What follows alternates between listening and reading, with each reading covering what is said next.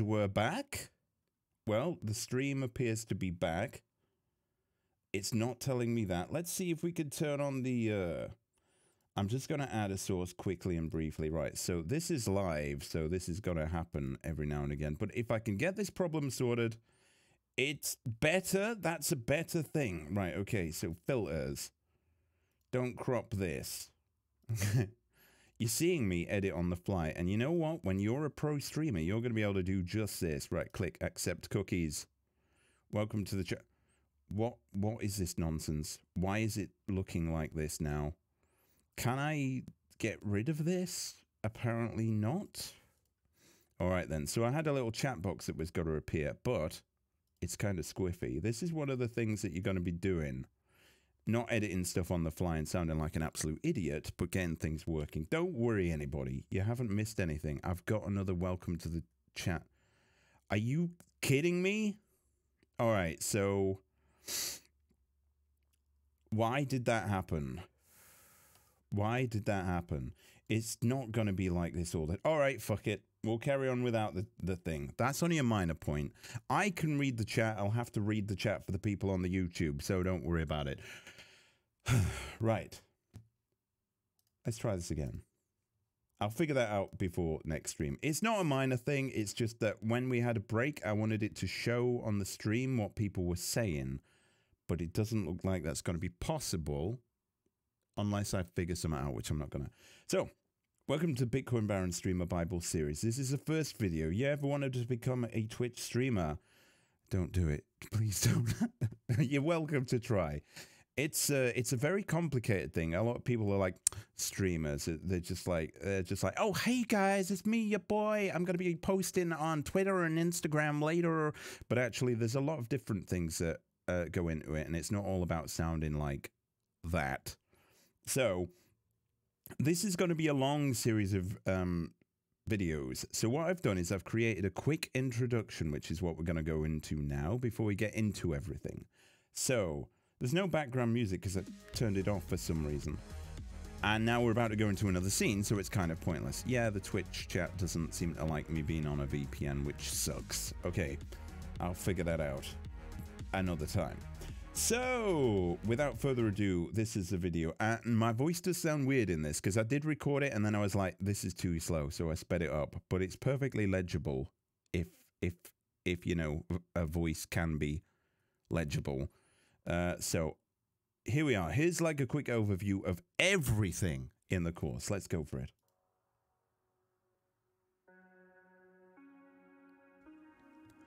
Okay, so here's an overview of the whole course. There's 3 sections. Oh, actually, before we do that, anyone that is watching that wants to follow along, there is a resource pack which we've got to be using in the second half of today. So if you do exclamation mark, well, I've just done it myself there. You can get that downloading now. We're not going to need it for a long while, so it doesn't matter. But I just thought I'd give people a chance to download it now. The first parts are just got to be a lot of talking and explaining and showing you around OBS and everything. Right, back to the video. To this course, in fact. Course 1 is becoming an OBS God, and this is basically about, you know, setting up your stream, getting some basic things in, some alerts and stuff, and getting you going. So that's module 1 and 2. Module 3 is about getting your audio right and sorting out some microphone processing and some game processing, and just sort of like having a couple of effects on there, which mean that like when you're talking, the game audio gets a little bit quieter, so you're never like masked by the game of whatever you're playing. Module 4 is going to be about mastering the streamer. This is where I'm going to give you a bunch of tips and advice on stuff like how to, you know, stream the right way, if there is a right way, and give you lots of advice on tips and do's and don'ts, like things to do with your behavior, the types of things you stream, and all sorts of things around that.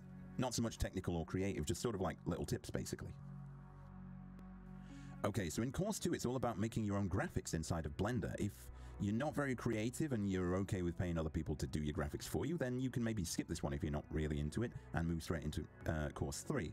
However, for everyone else that's a bit creative or wants to try and make some of their own graphics, you know, whether it's just because you don't have the money to pay someone else to do it, or you just want to have that pride of knowing that you've made the graphics on your stream, we're going to have a course here, because I've been using Blender for 10 years and I know a lot of things about it. It's still under development, it still gets frequent updates, but it's a free program with which you can make some amazing things. So Module 1 is just going to be doing a quick crash course, and also you will be doing something like a simple text logo, just to give you a little bit of a handle on the basics. In Module 2, we're going to be basically doing a couple of overlay art projects. That's like 2D graphics for your stream. That's going to be fun. Module 3 is a whole bunch of stuff. Animations, looping animations, modifiers, texturing and advanced materials. There's a lot to cover in that, and it's going to be very creative, and it's going to be very fun. As is Module 4, which is going to be about particle systems physics, you know, actually doing some physics simulations, like some basic ones, like with shapes that hit each other and fall off each other and bounce around, which is going to be good. And then we're going to put a lot of that into practice in Module 5, where we're going to be doing a project, Rainbow Shapes 3D project, where we're going to make a startup animation, a be right back screen animation, and an end of stream animation. These aren't going to be like Hollywood feature things or anything like that. They're just going to be like some basic looping things, but they'll be pretty good, as well as some overlay art specifically designed around that. Module 6 is where we go in-depth and really hard into the physical simulation aspects of what Blender can do. You'll need to have a good computer with a good processor and maybe even a good graphics card for this. You can get good results on less hardware, but it won't look quite as good, but you can still have a play around with it. That's going to be a lot of fun. Module 7 is where we're going to be talking about something called geometry nodes, which recently got added to, I say recently, in the last couple of years, got added to Blender.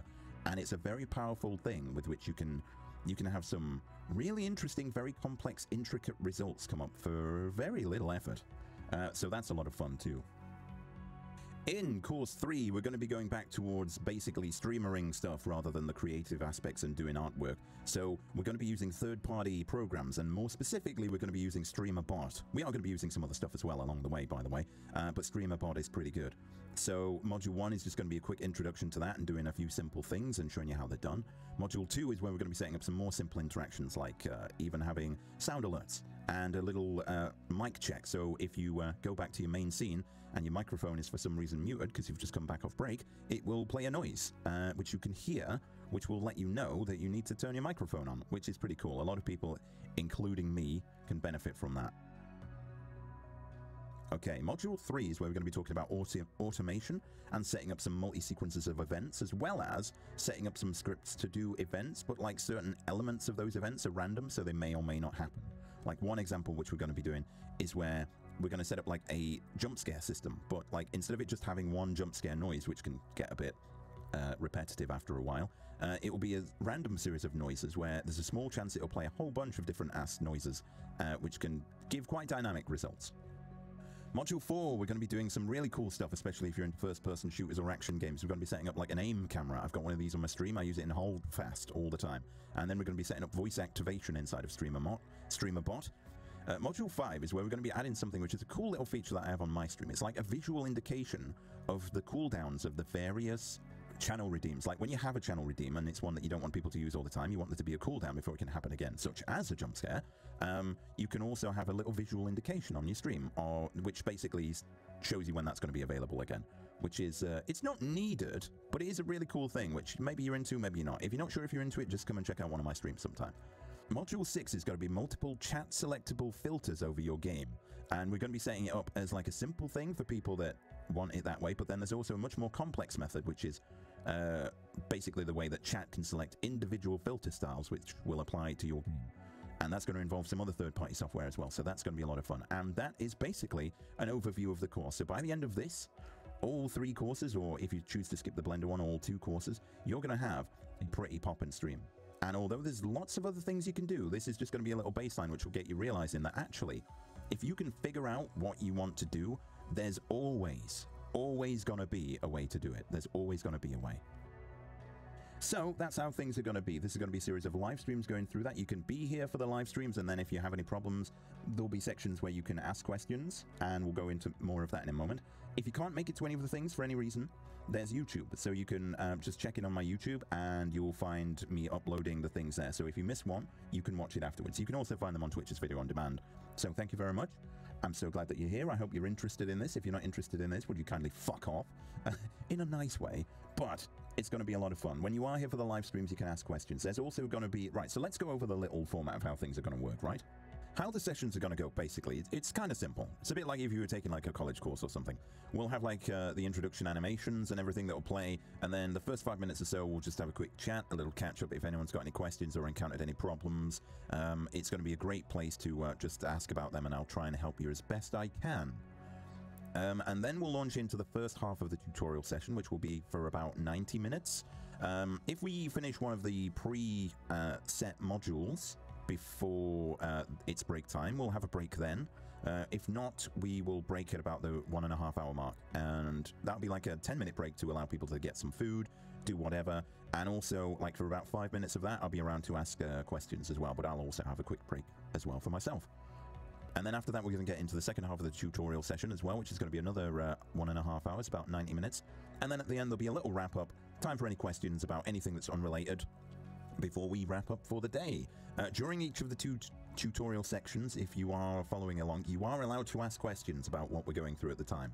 So, to make sure that everything flows well as well, we've got a few rules to go over. And these aren't going to be anything fun spoiling, but during the main tutorial segments, I'm mostly only going to be answering people with questions about what's being taught at the time. I'm not going to be going off onto little conversations with a couple of people for a little while that other people that may be just watching won't care about.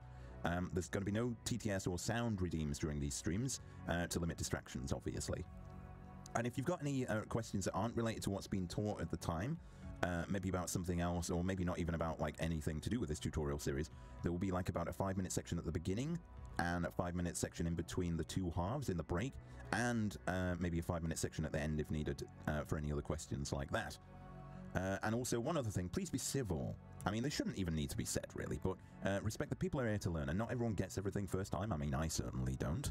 And I'm also sometimes bad at explaining, so it's okay to have questions. It literally is, because your questions probably need answering, and they're probably not because you're stupid, but they're probably because I'm bad at explaining, or sometimes I'll make a mental leap and not even realize that other people don't know about it. So please, if you get a bit confused over something that we're teaching right there and then, please ask. And I will put the world to rights right there and then. So, that's how it's going to be. And now I'll go back to talking at regular old speed. Right, okay. Hello, Jim. Hope you're doing pretty good. Right, okay. So, now I need to go back to here. Right, okay then. So that was a quick introduction. So, the rest of everything, we're going to be getting into it and sorting things out. Like, if anyone's just tuned in, we haven't actually started yet. We've just had the little intro movie saying, we're going to do this, we're going to do this, we're going to do this. And you're all good, mate. That's nice to know.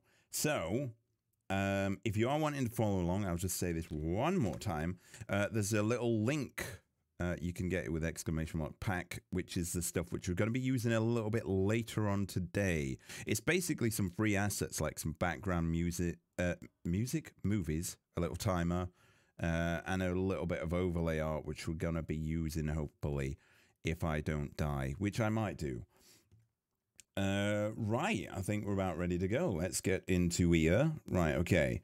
So this is like literally, as you can tell, it's literally just been ripped from my stream list. Actually, this is going to create a problem. Ah, sod it, we'll make it through some way or another. Right then, so I'm going to want to put on a copy of my desktop, aren't I? Add a display cap, but then add it as like hidden. No, that was actually the right desktop. All right, I was trying to plan for in case it like showed anything dodgy in there, like my Pornhub tabs or anything. I've got them closed, right? Oh yeah, thank God for that. Frozer1221, hello. Welcome. Ads. Oh no, I thoroughly like wherever you are and whoever you are that's watching. Eternal Arcade did a subscription. Good evening. We don't actually have any alerts going off. They're turned off, but thank you very much for that. Okay. Yeah, anyone that's watching my stream, feel free to put ad block on. I don't get the money from the adverts. I have the adverts as off as I can, literally, unless you've got like 100,000 viewers, there's no point because you get literally pennies from each one. It's definitely not worth it. But I'll be going into that a lot later. But if you're after a good ad block for it, there's uBlock Origin that I've heard is good, but I don't use it myself. But if I did, I'd say that that's a pretty good one for getting rid of those stupid pre-roll ads. Anyhow, we haven't yet started everything. Mithril 2, can your students get grades up if they sleep with you? I'm reading the chat now for everyone on YouTube, just catching up with that. No, I am uncorruptible. I have always been uncorruptible, and anyone that's ever seen my normal streams will know this. Absolutely know this. Right, So this is OBS right here. I'm going to open up Opera GX. Right, okay. So literally, we're going to start from the very beginning, right? I can close that window. Don't know what that's all about. And, right, so I've got this Opera GX here. I have an email address and that's it. So, the hell? Oh, this... Did you hear that? This browser has sound effects. What the hell? It's a bit weird. Right, so we're going to need to set up a Twitch account. So we're going to start off by doing that first off. So you may have already done this. In fact, if there is. No, thank you. Oh, I haven't got ad block on here. Everybody has a price. That is true. If you got me some Greg's sausage rolls, like a set of 3 of them, piping hot, maybe you could get better grades. Maybe. I better sign up then, hadn't I? Username. I need to invent myself a username. What did I call myself here? I'm literally just going to have the same name as this fake. Don't worry, that's not my actual emails. Can I have this one? The third Richard 040. That's going to be my thing there. What's my password going to be? Please tell me that it's like, okay. I'm going to... What do you mean weak? How about now? I'm going to have to remember that. I'll try and remember that. I'm not in Germany, right? That's just where my VPN is. Phone number requires verification. Use email instead. Use my email. Can I just paste that in? Yes, I can. All right, date of birth. Should I be showing this bit? Probably shouldn't. God damn, I'm not used to this. Hell yeah. What's happening there? Why has it just changed? Why has it just changed?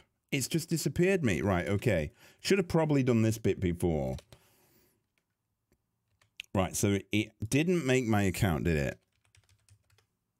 Oh, for God's sake. I really should have done this bit first, but I wanted to show this bit being done so that you realized I wasn't skipping anything. Next step, no, just use email instead. Use that email. Yep, okay, so let's go with that. I'll actually use my real, almost real date of birth, because if I don't, then I'll forget it.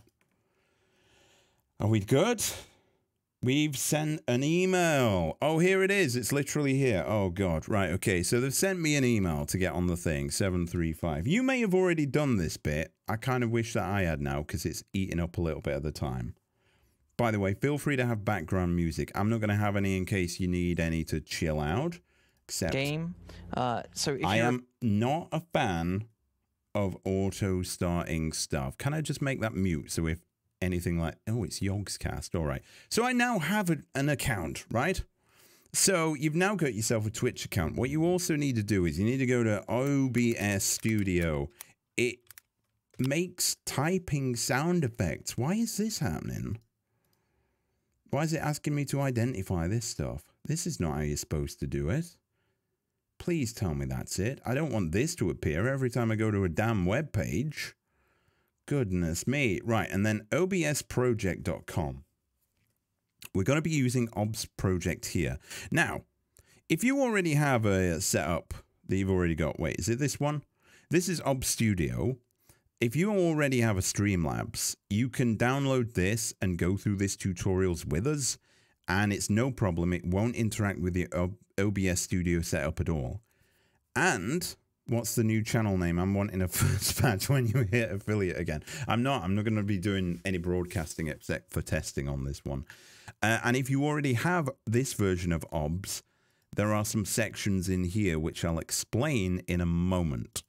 But if you don't have OBS Studio, you can go here and Windows, Mac or Linux, click whichever one you've got and it will download for you and it will install. And then when you open it up, all right, you won't have 2 scenes, you'll only have 1. It'll open up just like this, right? So my Twitch chats keep doing the stuff. Yeah, all my I forgot to turn off the Stream Element stuff, right? Because there's a Stream Element spot right there. Anyhow, so this is a second copy of OBS that I have open. I have 2 copies open, and I seem to have some side effects from that of my actual Twitch chat refreshing and stuff. Right, so if you've already got an OBS Studio setup, before we go into anything here, for the people that already have one in OBS, you can go Profile New and Scene Collection New and make a new one of those. You can see I've got quite a few, can't you? I don't know what XXX is. It's not going to be porn, probably. I don't know why that's there. I probably just couldn't be bothered to name it. But it could be porn. You'll never know now. You'll never know. But you can click new and click new there. So a scene collection is basically what's in here. This is like a list of scenes. Now, if you think of scenes in a movie, right? When you go to see a movie, there's like a scene, then it'll have another bit of the movie that's somewhere else, right? So a scene is like a collection of all the visual and sound things in your stream. And you can have multiple ones. So you could have like a beginning, middle, and end. You could have like a startup screen, your main scene, and then like a exit scene where it's just like a little thing that says thank you for watching or something like that. Such a tease. I've got to be honest, I can't actually remember what it is. I'm really concerned now, but anyway, we'll soldier on regardless. So yeah, if you've already got OBS Studio, just click new and just click new there. And these are separate, right? So the scene collection is that. The profile is where each of these little windows are. And also settings. You have settings in here, which we're going to go into this in a minute, but all of your different settings, any hotkeys, like the quality of your stream inside of, well, you might have simple view on, of whatever settings you have in here. All of that is saved in your profile as well. So that's what they are. So you've learned a bit of advanced knowledge there. And that's pretty handy because you can experiment and maybe like have, like you may be doing now, like setting up a new copy of your scene. You can even duplicate your profile and your scene and just try some stuff out. That's where half of my stuff here has come from. But that is my actual... Do you want to actually... I'll tell you what. Do you want to actually have a look at, for those of you that use OBS, this will be quite a laugh, my actual stream setup. I'll load it up in here if I can. And I'm just loading the scenes. The third Richard 040. It's that one. Right, okay. So this is... Can you hear that? Yeah, you can. So this is my actual stream setup, right?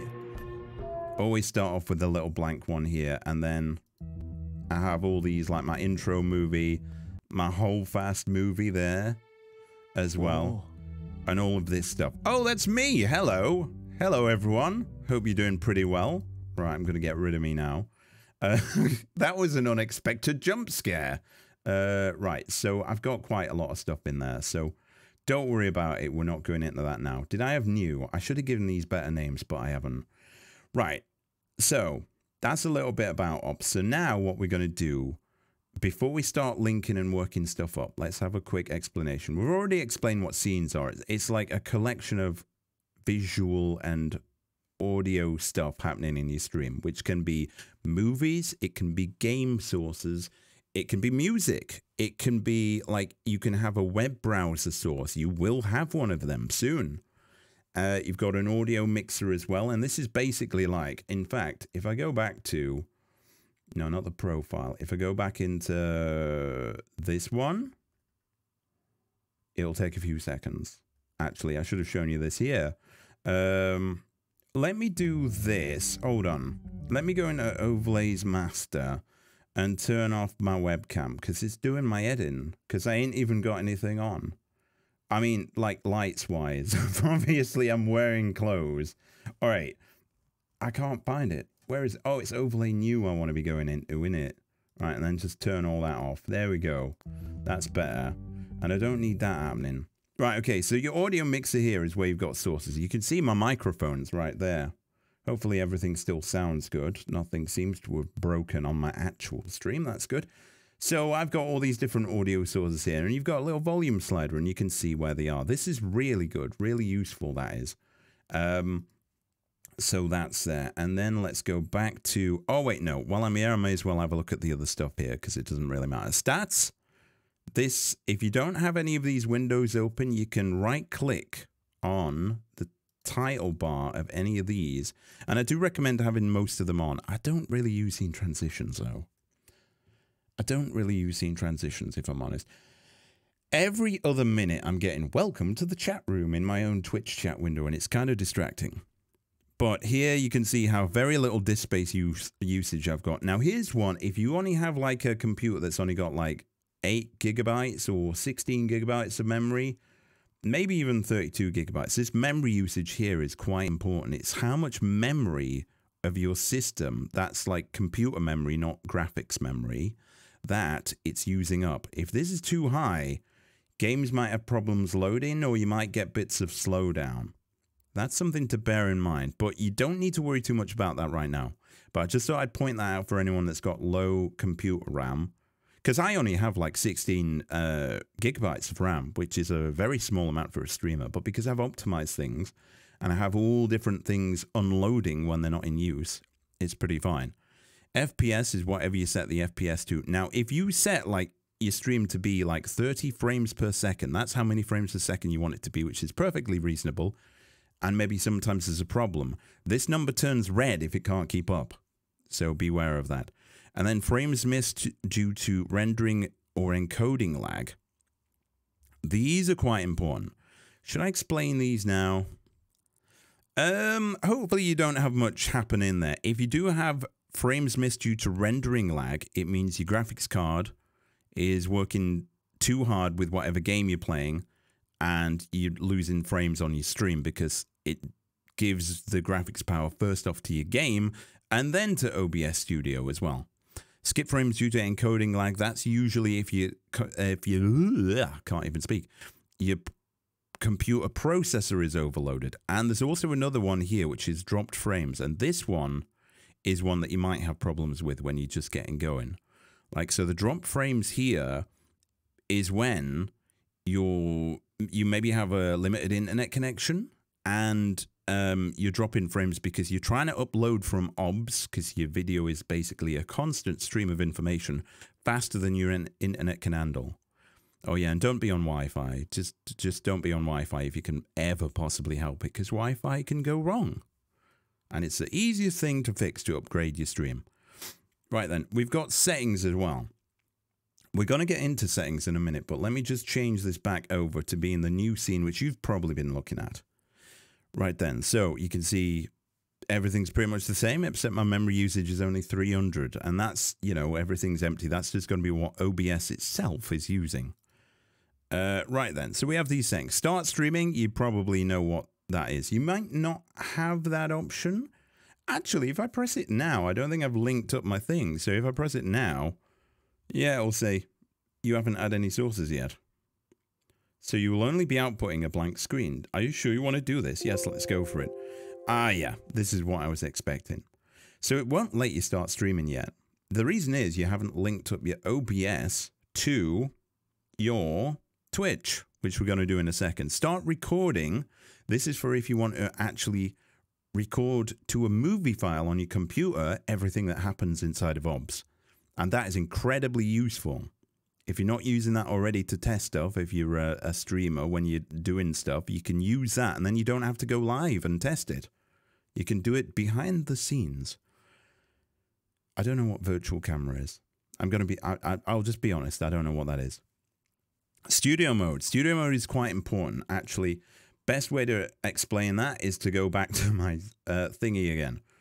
Right, okay. It'll take a while. Right, so this is what I see when I'm in a game, right? This is my main thing, right? So I've got these things down here, the cooldown bit here with these little timers that are counting down. I don't want them there. I've just started streaming and I'm not sure why they're there. So what I can do is I can press studio mode, and then over on what's actually being output to my stream is this, right? But I can then go over here, and I know where to go, which is good. I can go over to the scene that they're in, and I can turn all these off and watch them disappear on that side.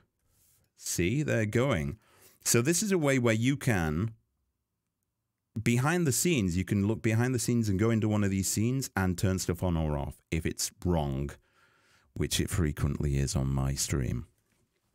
All right, 1 sec, I just need a drink. Suspense. Suspense, I see you in the chat. Hello, Baron, good day. Excited for the stream. If you've just arrived...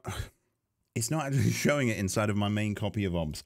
But if you have just arrived, Suspense, you may want to... Can I redo it again? The preview.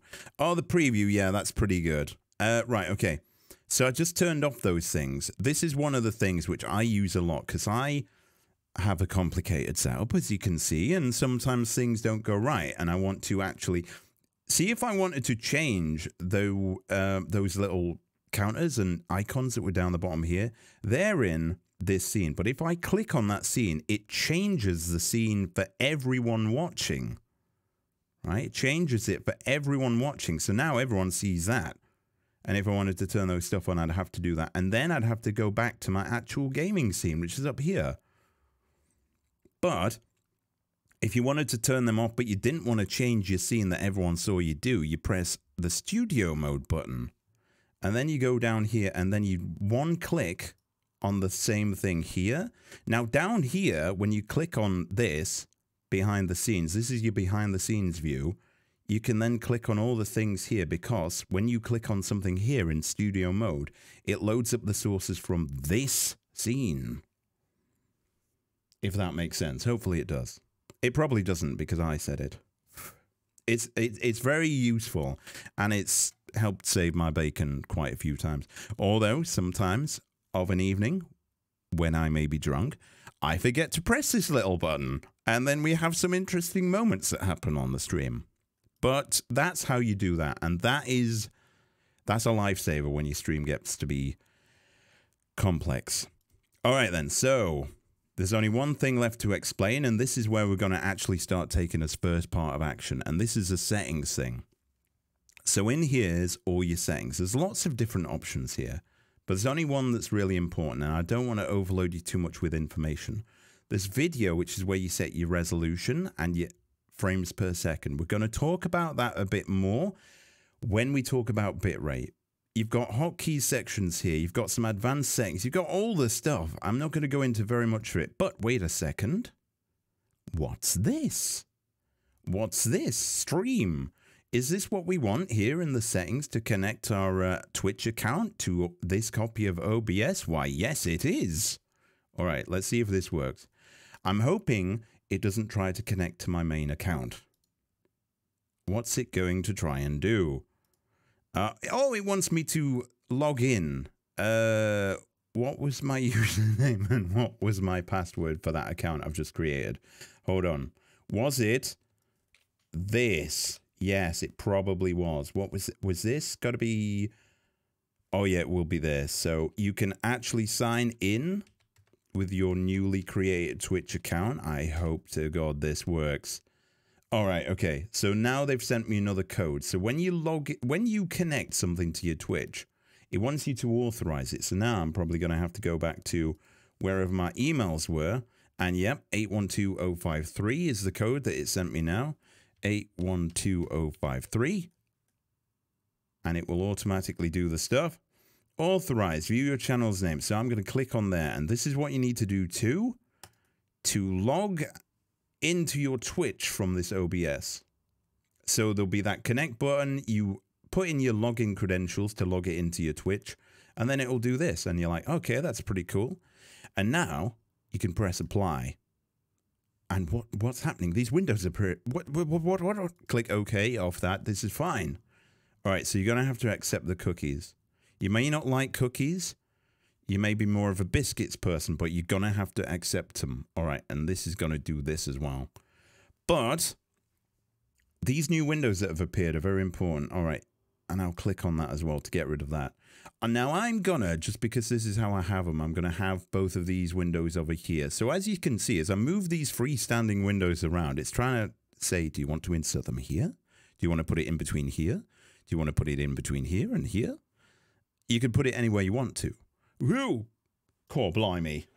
One problem I have is how do you set up your web browser so it fades with transitions? Right now my window captures will just pop up mid-transition. I don't know. To be honest with you. Oh, shit. Why's that happened? To be honest with you, Suspense.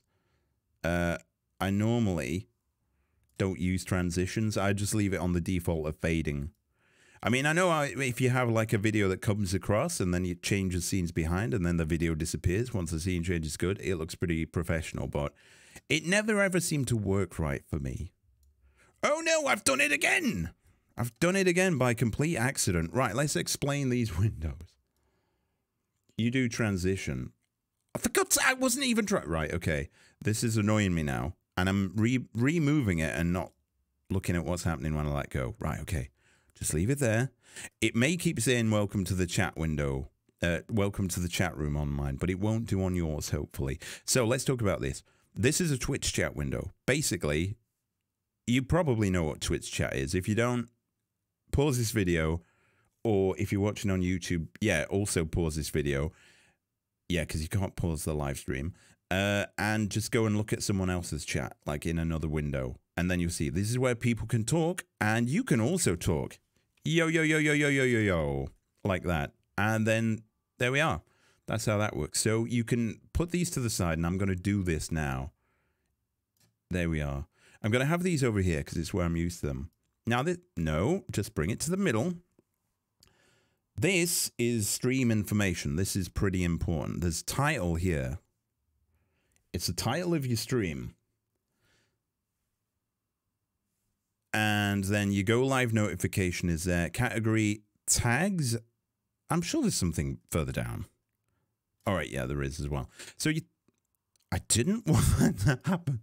Please, please stop doing that. Please. Okay, well, I told you this first session was going to be rough.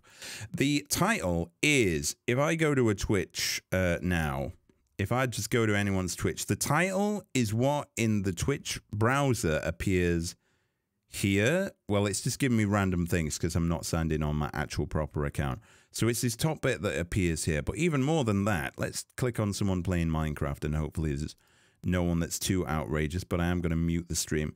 Cast Crafter right here. It's this thing that will appear here in the web browser. Okay. And Minecraft is the game that he's playing. This guy is, oh, right. I see. He's German. So because my VPN is set to Germany, it's going to show me all the German streamers. Wow. That's fascinating, but also kind of irrelevant. So that's that. And the go live notification. Right. Okay. Yeah. No, I just wanted to make the window bigger. That's all I wanted to do. Right, so you put your game in here where it says category. So if you wanted to do Minecraft, you just put in Minecraft, and then it would bring that up like that. You set your game to Minecraft. You go live notification. It's hard to explain this without someone actually going live. But when you're browsing Twitch, there's a little message that pops up. I think it pops up over here when someone that's on your follow list over here goes live. It will bring up a brief message here. It's not a very long message, but it's where you can say, hey, I am playing MC, like that. All right. And I'm going to actually put in those two things like that. Teddy's talking in my chat already. I feared this might happen. Right. So did you see what I did there? Because I didn't explain it. I dragged this window over here. So you can have two windows in the same place on your OBS browser. What happens is, there'll be little tabs here, you know, almost like Firefox or Chrome tabs. It will pop up in mobile notifications as well. Oh, that's all right. Hello, VNTC. Hope you're doing pretty well. So now you can just tab between them. Maybe I should ban. But maybe I should put my, kind of make it subscriber only. And then no one can do that. Restrict chat to subscribers, even though I'm not affiliate. There we are. The third Richard 040 enabled subscribers only mode like that. Hope you're doing okay. Sans. I'll maybe unblock it at some point. Maybe you should just subscribe, Teddy. Just subscribe to this one, huh? Just subscribe to the third Richard 040. Do you recommend using a VPN?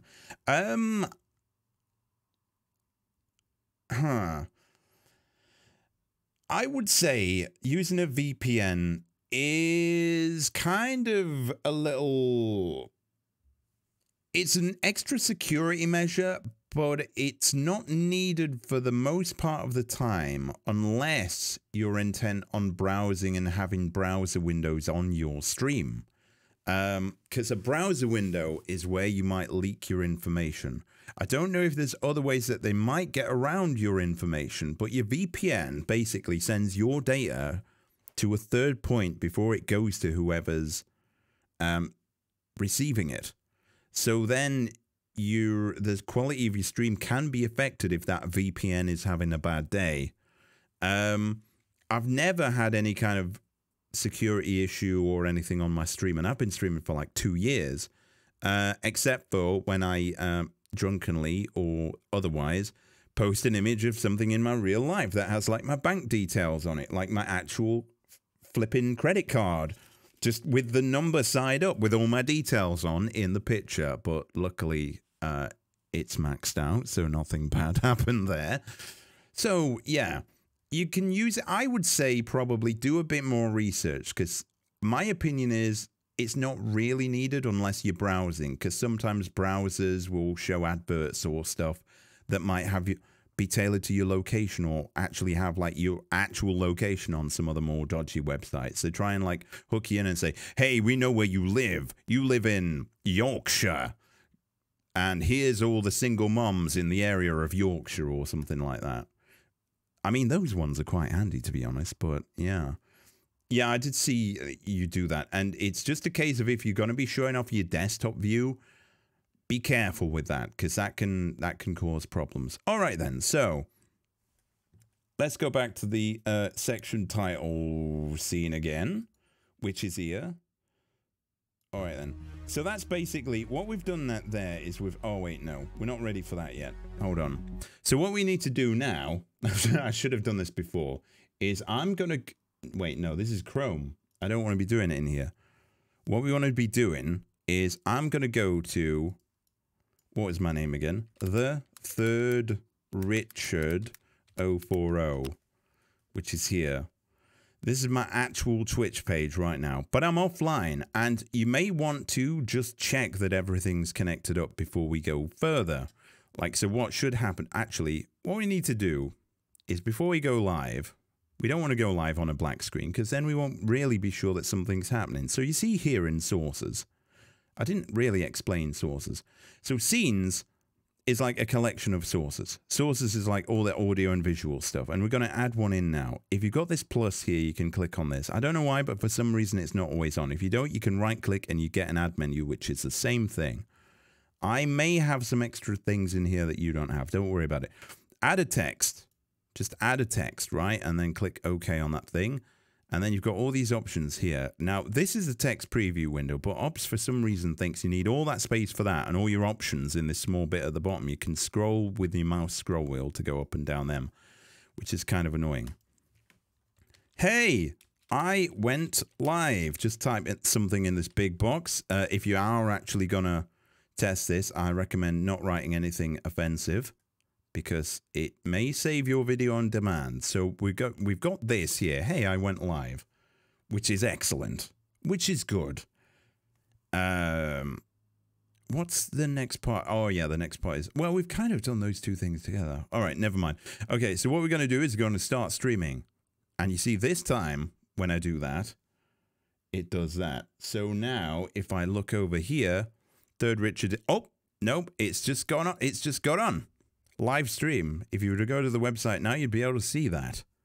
You'd be able to see it saying, hey, I went live at Twitch TV /The Third Richard 040, which is just basically that. In fact, I can even on the fly edit this and make it move around. There's going to be some lag, so I'll probably catch that. Yeah, look, there we go. Caught that happening. All right. And then I'm going to stop. And if you did all that, and if it all worked all right, you've just done your first stream, huh? You've just done your first stream. Not bad, huh? Pretty good. Right then, so now it's time to go back to there. I knew I'd forgot to do something. All right, so we have created an account, downloaded the programs, we've connected things up. Set up the basic scene layouts. Okay, so I'm gonna actually insert a little timer in here if I can. Add exist. Oh no. Give me a sec. I am just on the fly adding a little. Can I just add existing? Count 4 minutes. All right then. This will it work? Okay, it did work. All right, so I've got a countdown timer here. It's literally a movie file. I'll get rid of it. So we're about to start setting up some basic scenes and some creative stuff, which you're gonna need a pack of assets that I've got. So, did that work? Did that actually appear? My chat, I think it appeared. If not, let me do it again. pack. Did it appear? It did appear, okay, because my Twitch chat on all of my windows keeps refreshing. So hit that link, get that downloaded. I'm gonna have a drink and maybe have a quick stand up and everything. You don't actually need that. You could just use a couple of like images, like full screen images of your PC.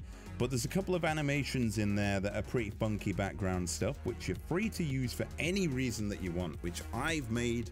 I give you permission, take them, run with them, have a good time. But you, if you want to follow along exactly, we're going to be using them to do something in after this quick break. So I will be right back, by the way.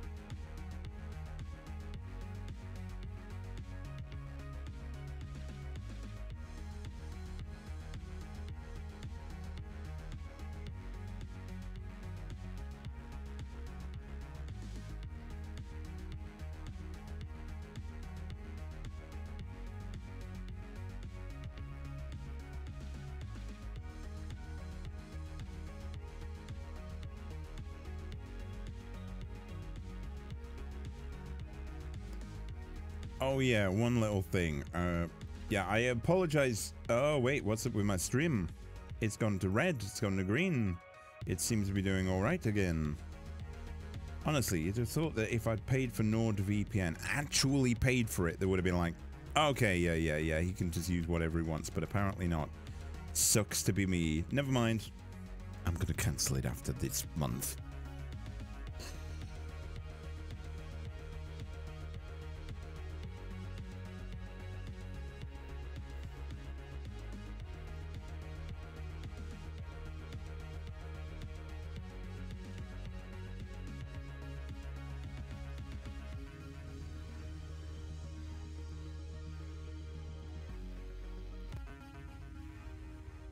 I keep changing that music for absolutely no actual reason, just because.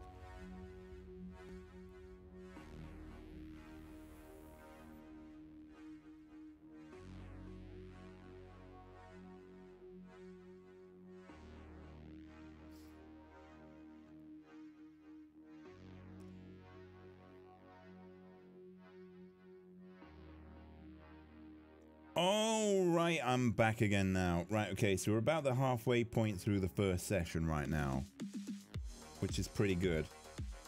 But we're about to get into the nitty-gritty of it. So, can I make that smaller so it's not showing off all of my ridiculous thingamabobs? Can I get rid of that? I can do that, and I can do that, and I can do that. That'll work. Right then. So we're back into it now. Now I've put all them things that I have on that link in pack 1 stuff. So for anyone that's watching the YouTube, because this will be going on YouTube afterwards, the link in the description will lead you to a zip file where you can download it and extract it. And then you'll have, in your own time, you'll have all this. All right, I don't need a copy of my zip file anymore, so I'll get rid of that. And in here, before we get moving into what we're going to do with all these, let's just have a quick look at what we've got. So we've got this countdown thing, which is going to load, and obviously VLC Media Player is going to play it full screen because that's what it likes to do. But it's actually like a pretty cool little nifty thing, which we're going to be using. Why is that? Why is that? It's having problems. It's having a few problems there. Very strange. Oh. Maybe it's because of all the stuff I've got open. I don't know. But that can be pretty useful. I will talk more about these probably in the next video. But there is a way where you can set up a timer that's like a text object or a web browser source, and it just counts down for you, but you have to set it every time. Honestly, I'm pretty sure that using pre-done movie files is the way to go. Because when you go into the scene, if you've got a be right back scene, this just starts from the beginning again, and you've got your 4-minute timer. That's how I use them. And then we've got like a background, which is like this. I made this inside a Blender. I made several versions of this, actually. And this is one which we've just got to have in the background. It's always like a little sort of, almost like a starship ride or something through outer space. It's pretty cool. Took a long time to render that.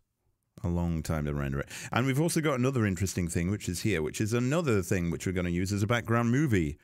Now this and the previous animation are ones which I spent a long time making sure that then once they get to the end, it's exactly back at the beginning. So it will loop round, hopefully flawlessly.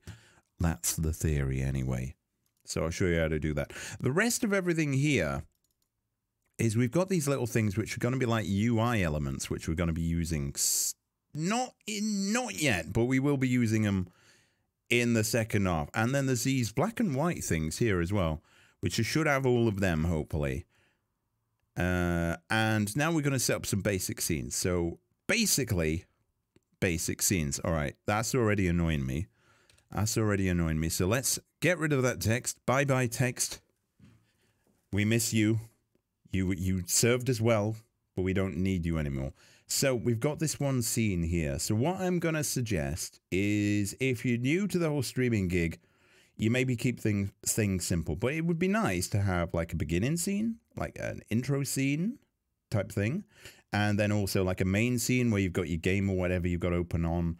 And then like an ending screen, like a bye-bye, thanks for watching. I don't know. You don't really need one. You could just stop your stream and be like, yep, that's it from me, stop stream. But I always think like a start and ending screen just kind of makes it more professional. And let's add some then. So if you right click or press this plus here, you can add. And let's call this intro. Now, I'm going to call this intro. You can call it whatever you like. It will still work. We're not going to be doing anything like that's code-wise. That means that you have to use the same thing. Otherwise, I'm going to write some code later where you're going to have to adjust it manually because of something else. It's fine. But I'm going to remove scene now. So let's remove that. And apologies if I happen to miss a message. I'm checking furiously across the 3 versions of the Twitch chat because I forgot to install a plugin, which apparently you need in flipping NordVPN. Yes, I'm going to remove scene. Right, so we've got an intro. We're going to add. I saw that. As I'm seeing those, Dr. Beer. I'm not reacting. And then we'll call this one main. And then this next one, right-click, add, and we'll call this one ending like this. All right, then. So now that we've got those things, I'm going to add in a source. So is it a good time to go through some of these sources? It probably is.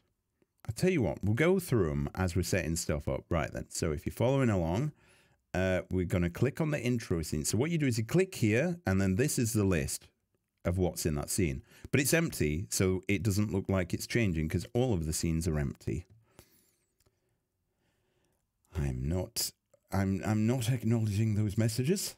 Right, so we have, let's go down the list. Audio input capture, basically microphone. Audio output capture, basically all of your system sound. Browser is like, well, it's literally, it would show as like a square or whatever kind of dimensions, because you can set the dimensions of that. Any web page that you want to. Color source, too ugly, we're not using it. Display capture. Now here's the thing. I'm going to set this in and set this going. And obviously it's now capturing the very image that you're seeing. So the display capture is capturing this, right? But what if okay, so the display capture captures whatever's on your display. Now, most of the time you might think that this is fine. Rather than a VPN to stop you from doxing yourself, one of the easiest and most common ways that streamers will dox themselves is by using the display capture. Because when you're playing that game, when you're playing the game and you have a game up on your scene, that's fine. There's no problem. But what if the game crashes? What if the game crashes and you've got, well, that's just that. But what if you've got something like a secret window open or something, or you've got like your bank screen open? I mean, obviously your bank screens are probably going to sign you out after a couple of minutes, but what about your emails or something that's just open behind and you weren't expecting it? It's easy to dox yourself with a display capture. But sometimes you need that, and you can still use it, but be aware that it's quite easy to dox yourself. If you are mostly playing games, I'm going to turn that off. You see what I did there? I haven't explained that. Right, so next to every source in your source list, there's a little eye icon. You can toggle it being shown on or off like that. Takes notes. Dox self the easy way. No, don't do that. Don't do that. Right, okay then. So the better option if you are playing games is to use game capture, which is here. So this will only capture, you can set it to capture any full screen application. You can get it to use a specific window. I normally do that one because I don't know why. I just like complicating stuff. Capture foreground, I don't know what that means. But either of the first two options is probably fine. There are some other options that you can try if you're having problems, because some games are a bit finicky about how you capture them. But if the game crashes then, if you were playing a game and it crashed, it would just show a blank screen or any other sources that you've got behind it. Right, with a display capture, if the game crashes and you've got like your emails or something open, actually I do have emails somewhere. Where are my emails? Yeah, if you had your emails open in the background and you weren't expecting it to crash, well then suddenly you've maybe doxed yourself there. So don't do that. We literally saw your CC on stream. My what? Oh, you're talking to Dr. Beer. Okay, fine, fair enough. Right then. So we've got intro, main, and ending. So what I'm... Oh, wait. This is in the intro scene. So I wouldn't expect you to use that one. So I'm going to take these out because this is the intro scene and I forgot that. So we want to add one of those movies as a background thing. So what I'm going to say is media source is the way to go. Click media source. And this is going to be your create a new name for it. So I'm going to type in intro. Actually, no, I'm going to type in MOV intro. You can give like different kinds of sources a prefix. You don't have to. But then if I have all my movies starting with a source name of MOV, that means that when I need to look for a movie source, I can just scroll down in the list of all the different things to the MOV section, and they're all cluttered together. That's the theory anyway. It gets complicated as you go on. So now I'm going to move this to this window because it might open a browse window and it be in... All right, so it's opened one that's inside of OP. So if you've downloaded... That's all right then. So if you've downloaded all that stuff, you want to go find it. So that's that pack. Once again, in case you're late to the thing, you need to download this pack. Why is my... It's connecting again. This is getting rather annoying that it keeps doing this. Let me try it in this window. Will it let me type in this window? It sure will. Okay, so you can download that. But I already know where it is, so I'm going to go to here. And pack one stuff. Which one? Now you can go with whichever one you want, to be honest. I'm going to go with the wave blocks one. All right, so this is here, and it's not shown. Why is it not shown? Why is it not showing it? I'm very annoyed about this. They're on... Oh, wait. I know why it's not showing, because I didn't click on this window. All right, so click OK once you've done that. Yours might be a different size to this. Actually, it'll probably be the same one. So it's not actually full screen, but you can make it full screen pretty easily. So if I go to right click on it, and then you have all these options. I'm not going to explain all these options to you, but there's a transform option here, and it's gone. All right, it's gone because this is only a 20-second movie, and we want it to loop round. So I'm going to right click on it and click properties. Then... in all of the stuff under here, there's a little box called loop. And also, I would strongly advise you to tick this box, close file when inactive. You remember how earlier I was on about the memory usage? Right, so the memory usage here, because this video is playing, it's now loaded into the memory. So, it's using up all this. But if I make it not active, this will go down. I think it went down by a tiny little amount. Did it? It went down by 5. I don't know why it only takes 5 megabytes. Sometimes it takes tons. I don't know, but it's like that. But yeah, did we press the loop button? We did. So now, when you click on a source as well, if it's a movie or a song, you get this little, it's like a player where you can seek inside of it. So if we set this to the end and look at what happens, give it a sec. Did you see it? Did you notice? It looped back round. It didn't even break stride. Now, you can probably just make this bigger like that, but a better way to do this is to right-click, click Filters. Nope, that's wrong. No, not Filters. That's in a moment. Right-click, and then in the Transform menu, Fit to Screen or Stretch to Screen. Fit to Screen is probably better. And then this is full screen. It's going to the edges of your window like that. Now, you might be thinking, yeah, this is all right, but it's yellow. I don't really like yellow. Fear not. Dr. Beer, thank you for the 69 bitties. Thank you very much. Teams meeting, got a look. Oh, have fun. Right, so if you don't like the yellow color, you don't have to have it. You can right-click on the source and then go to Filters. And for some things, this works better than others. But because this only has like darkness, grays, and yellows in it, you can change that yellow color easy. So right-click Filters to open this menu. Then go to the Effect Filters down here. You've got 2 windows here. You might be like, wait, which one's what? On movie sources, the bottom one is always for visual effects. The top one is for audio effects. And we're not going to get into that for a good long while, so don't worry. Oh, no.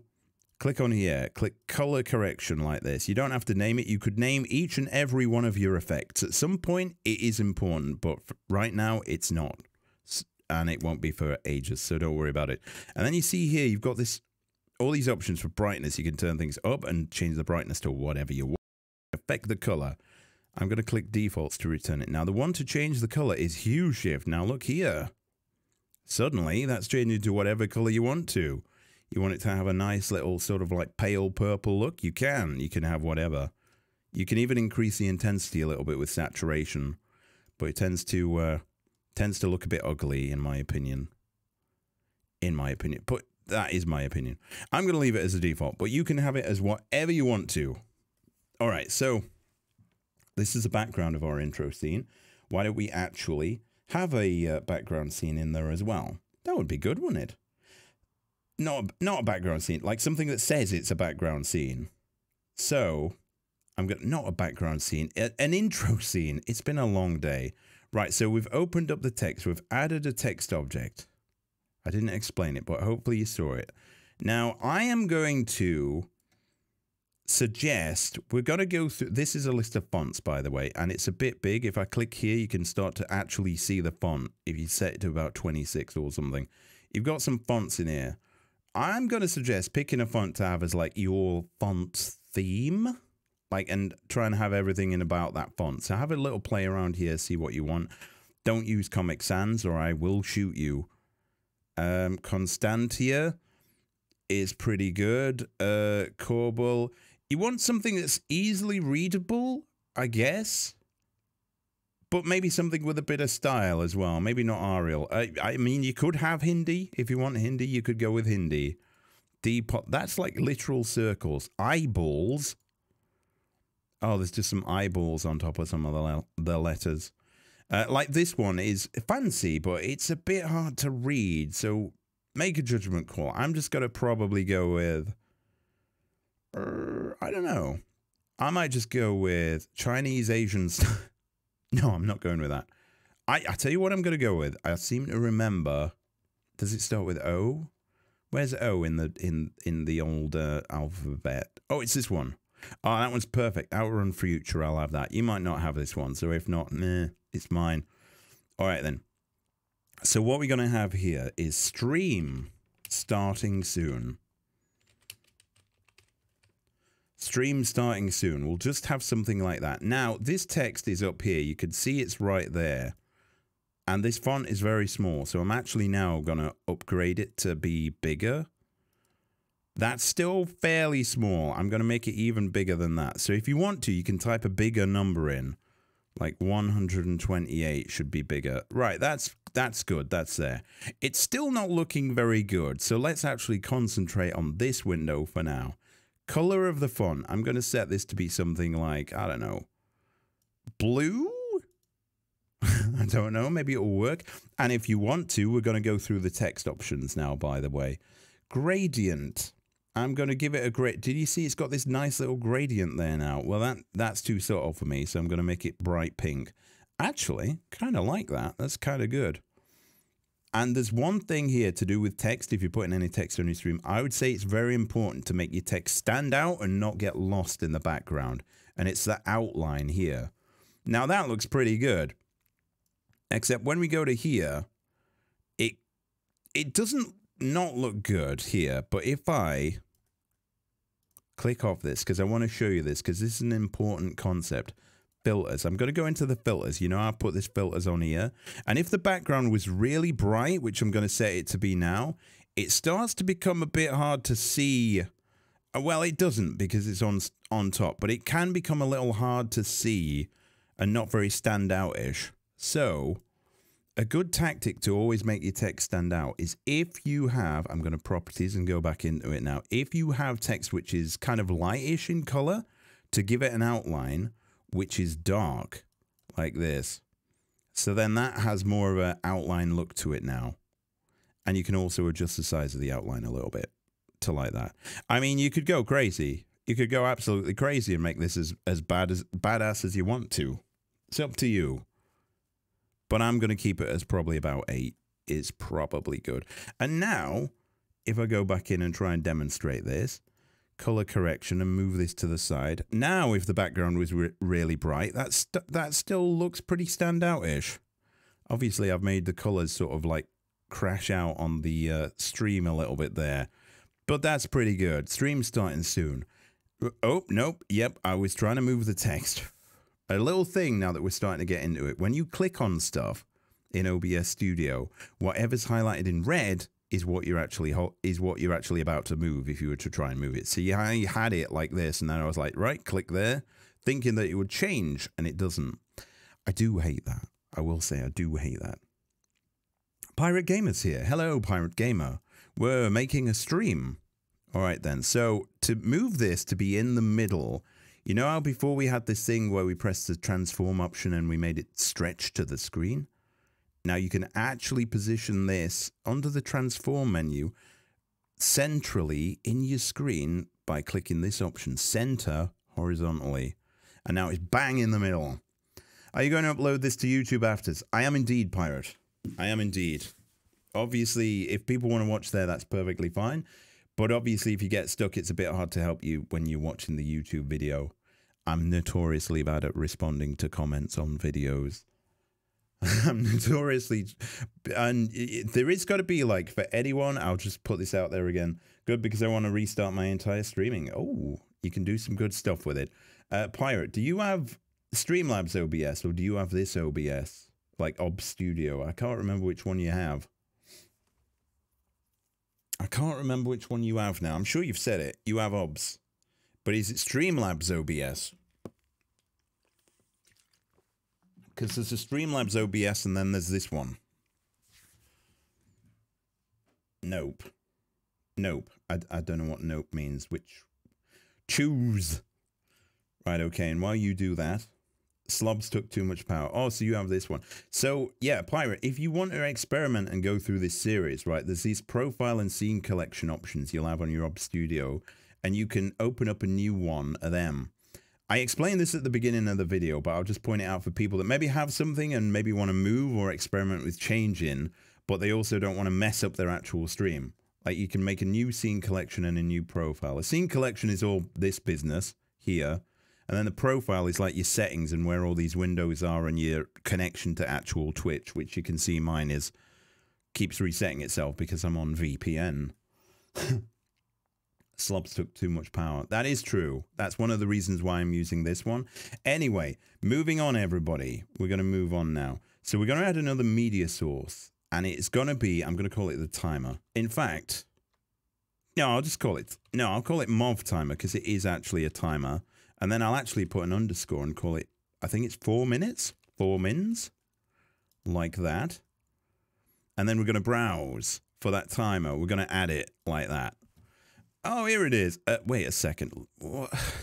If we click off it, if you're highlighting something but you want to see without any highlighting, just click in here in the empty space and it will get rid of it. Now look at that. You may look at that and think, oh, that's pretty snazzy, that. But I look at that and think that black box is horrible. Only got 20 minutes until sleepy time, so I won't be able to do much today, lol. It's fine. It's fine. But thanks for stopping on by anyway. And yeah, you can use them. And I mean, I do look at how many copies of my scene collections I've got there and there. I've even got one for YouTube recording. You can do a lot of, you can actually do a lot of stuff in OBS. It's pretty good. I demand a 20-minute tub stream. You can demand, but you won't get one, Teddy. Right, okay, so what we're going to do is, first off, we want to make this centralized. So I'm going to center horizontally under transform again, like that. And now we want to get rid of that black box around there. Now, there's two ways you can do this. And I'm going to show you both ways.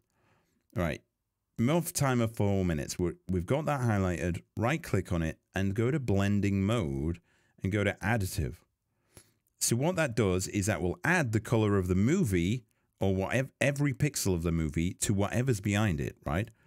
But the color of black is 0, 0, 0, like in red, green, and blue. So the color of black is 0. So if you add 0 to whatever's underneath the movie, then you just have whatever color the movie is behind that individual pixel, right? So that's why the black disappears, but everything else stays there. But you might be noticing and thinking to yourself, actually, when the light bits cross over the images, it gets a bit hard to see them.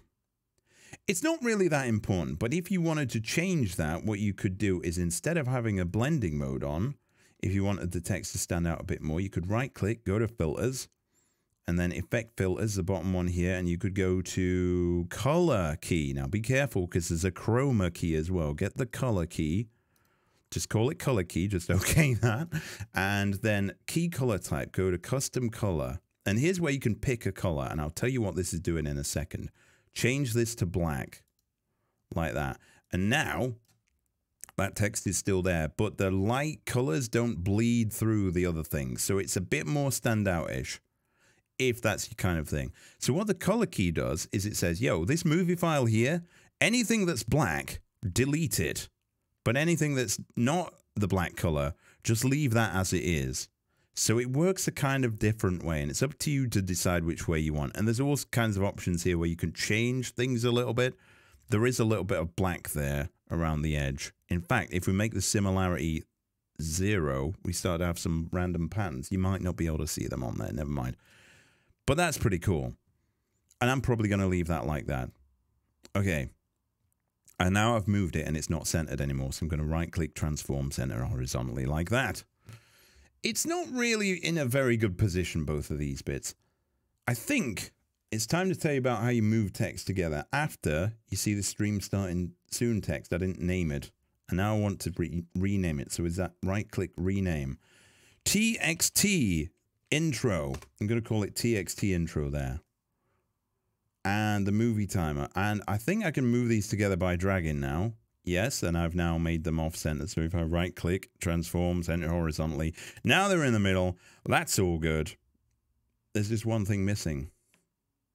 Nicky Madison is here, except he's falling at the back and he's falling asleep. Hello there, Nicky. Hope you're having a fun time. I don't think my shout-outs are going to work, but in case they are, let's do a few shout-outs. So shout out to Nicky Madison, shout out to Pirate Gamer as well. And Dr. Beer was here, so I'll shout him out as well. If you're not following every one of those people, you are missing out. And the time has disappeared, right?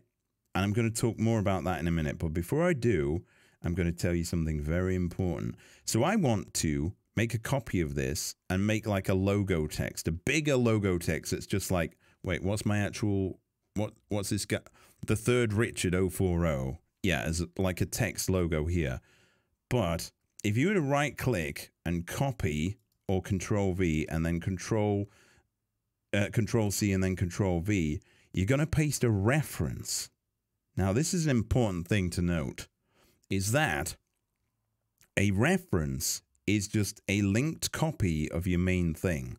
So if I was to do this, which I'm going to do here, and then drag it up here, and then, wait, it's literally got the same name as well, but it's that one. It is that one because it's higher up. And then change this to be the third Richard 040.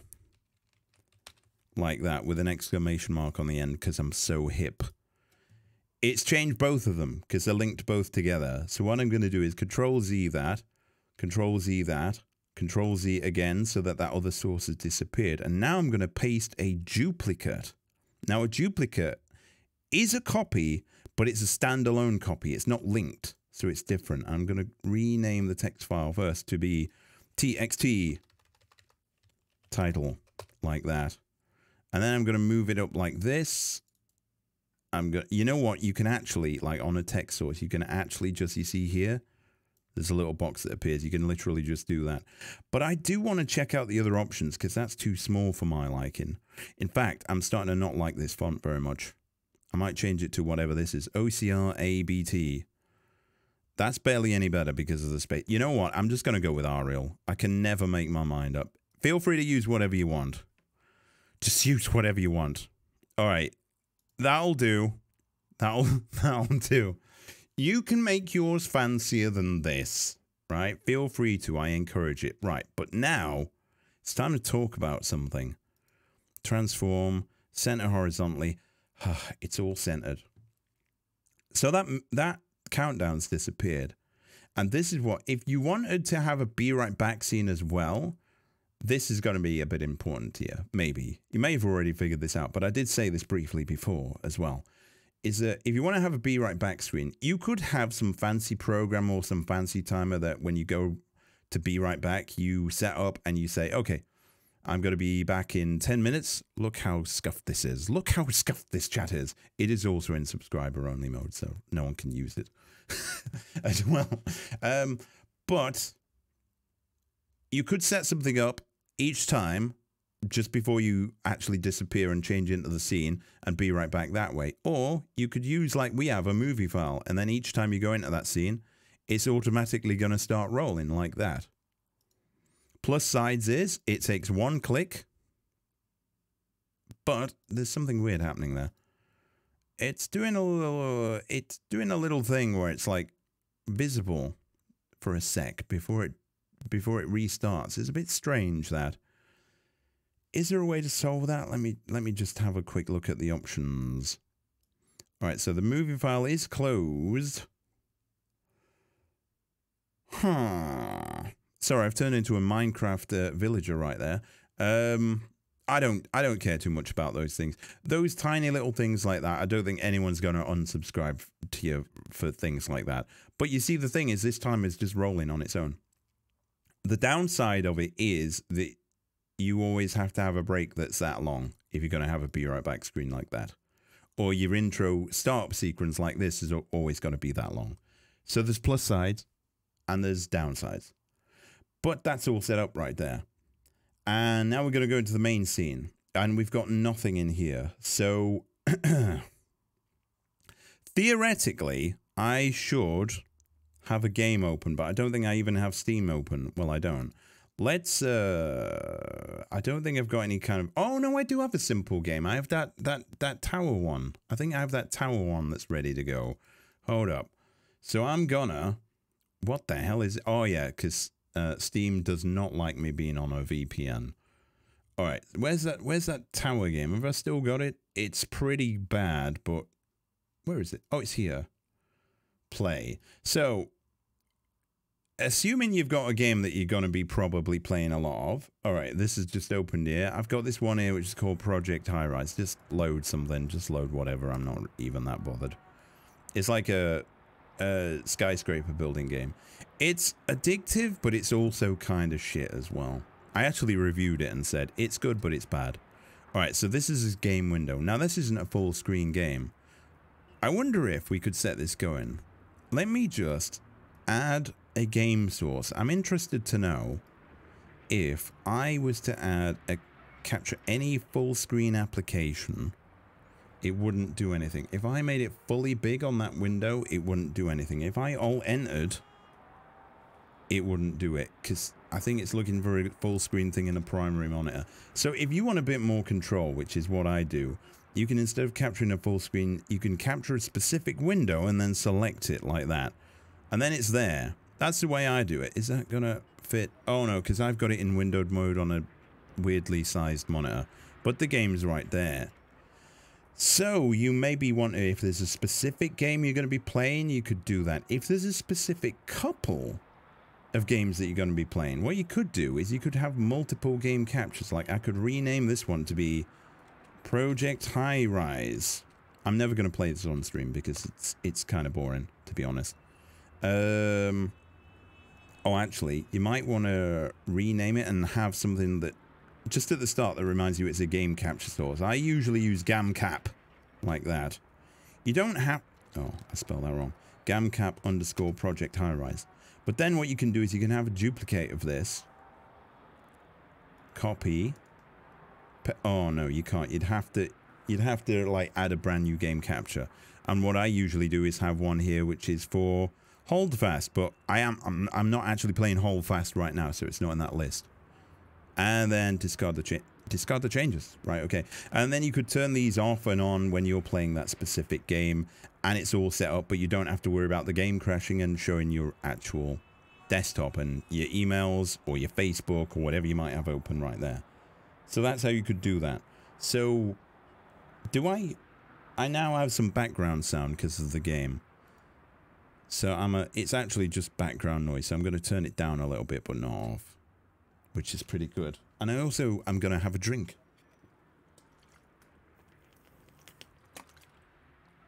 So we have this all set up. Oh, I've just seen the time. We did have some technical issues. This one might be a little bit longer. We're currently at 125. Okay, so that's all right because, well, actually it's not, but we'll pretend that it is. Anyhow, we'll pretend it is. If this first one goes on a bit, they're going to be about 3.5 hours. So that's how we're going to have that. We're going to eventually have like, you know what, we're going to add one already right here. Going to add a text. I actually want a copy of my intro text title, like my actual, you know, your username or your logo. I'm going to put that in somewhere around there. The third Richard. You know, when I look at that, that's an unfortunate username. When I scan it with my eyes real quick, I almost see it saying the Third Reich. That's not good. Alright, so I'm going to put this here. Actually, I'm going to make a little bit of a change to the title to make it stand out a little bit. I'm going to go into properties.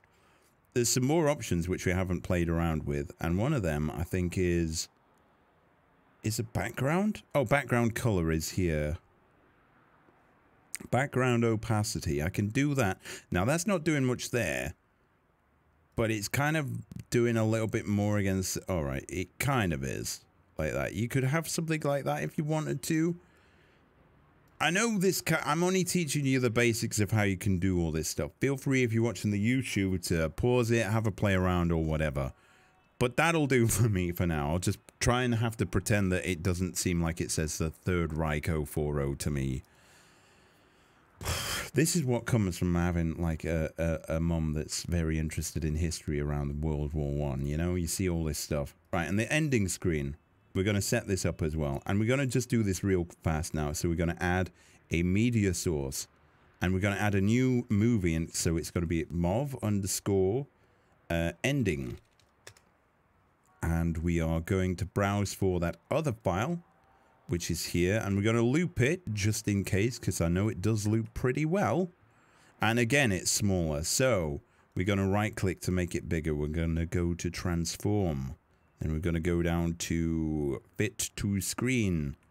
Oh, you can also apparently press Control and F. Oh, that works. Okay, you can press Control F to fit to screen. That's pretty good. Now, we want some kind of message on here, like thanks for watching. So what I'm going to do is I'm going to go back to the intro to do this a little faster. I'm going to click on this stream starting soon. I'll do it down here. I'm always skeptical about clicking on stuff in there and moving it around. And copy the TXT intro and then paste a duplicate. That's like a fresh standalone copy. And then I'm going to rename this to be TXT ending. Yeah, no, that'll do. TXT ending as well.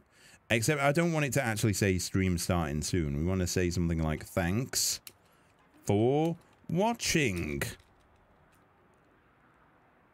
Yeah, that'll do. You could put something a bit more this way or that way if that's what you want, but I'm also going to center horizontally so it's in the middle. Now, I would say this, that the background here is a bit fast moving and it kind of like draws your attention away from the text in the middle a little bit. So what I'm going to suggest doing is your mov ending source here. When someone tries to tell me how to play Sam. Oh dear. Right, okay. And I would say click properties on here. And because this is a movie source, you can actually, there's an option here to adjust the speed it plays at. I'm going to say to make this a more relaxed screen, maybe take it down to about 45%. Close the file when it's not active. Save your memory. And then do that. And then that doesn't take away too much from it. Although it does feel a bit like I'm watching like a drunk Starship movie or something. And also, there's another filter which I'm going to put on. Now, I have to be careful here because there's two that have the same name and one of them's the internal one and one's not. I think this is the one. Yeah, this is the internal one. Right-click here, click blur. I have a special blur that I downloaded, like some extra effects as well. Change it to Gaussian, like this. The movie itself is already kind of blurry. I'm wondering if that's actually going to blur it a little bit. I sort of like that. And again, like if you want to change those colors up a little bit, you can put a filter on, which is a color correction and just change the hue around, or you could even turn the saturation up or get rid of it altogether, so then it's just sort of like white. I'd say probably, I'm probably going to go with that. I'm going to take the gap. Let's actually look at what it looks like. Yeah, it looks all right. I'm going to have some color in, so I'm going to bring the saturation up a little bit. But I'm going to turn the brightness down. I don't know. I wanted to try do something like that. That's a little bit too overboard, I reckon. I don't know. I don't know what I want. And neither do you. Well, you might do. Let's reset to defaults. Saturation down a little bit. Contrast up a little bit. And then the gamma down a little bit like that. So it just, yeah, it seems to look better to me like that. It's up to you. You can do whatever. But now you've got like a nice, funny looking thing right there. And this is still broken. Let's see. How often has it been doing that? It's probably gone at T45T. There we go. I'm the only person that can type in my own Twitch chat right now because it's sub-only mode. And this is a new account that doesn't have the ability for you to sub.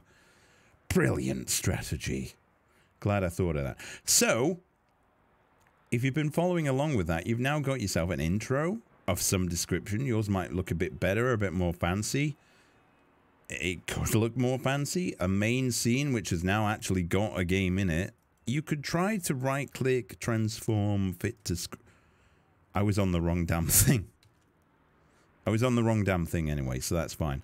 So that's what I'm saying. That's why I barely use that. I normally go down here and be like, okay, I'm looking for Project High-Rise. Transform. Fit to screen. Now, because this is in a different window, it's not quite full screen. And the screen it's on is a different screen resolution, so that's why there's these black bars here. Yours might not have them. That's what I'm saying. So, that's this section all and done. And we now have... We've set up the basic scene layouts, which is great, because we're getting a little bit behind here. Why have I got all this open? Alright, there we go. I can see stuff. So now... we've got to get onto a discussion about something, and I apologize in advance. Because this next section is going to be a lot of talking about bitrate and how it works and helping you to set the right bitrate for your stream. But it's an incredibly important thing. You set your bitrate wrong, your stream might look like crap. It might look all blocky and blurry. You set it wrong in another way, your stream might not work at all. Like, you might set your bitrate so high Twitch's servers just refuse and then no one can watch your stream. I'm going to show you how to set all that up and have it working right as well. So, where's that window? Is it here? And it's here, right, okay. So, let's get back into the main thing again. Alright then. So we've got this here, and that's our actual stream there. We don't need to worry too much about that right now. So I have this folder here. So to demonstrate bitrate and how it looks good, why is some of these not loading? And, you know, setting a good one, I took a recording I made of me playing a game and then recompressed it to various bit rates and FPSs. This one's not loading a preview for some reason. Is this the full quality one? Yes, it is. It's a 2-minute movie that's 711 megabytes big, so it's got good quality. Oh, a little warning before I do, though. This is going to be Doom Eternal, so it's got to be like a shooter game with lots of gore and violence in it, so be alright with that. We're not there because of that, but I wanted to use this because... Let me start it going. Oh, look, here's me as well when I had a bald head. So... because this is a 3D game, I'm going to be using the keys and moving around a lot.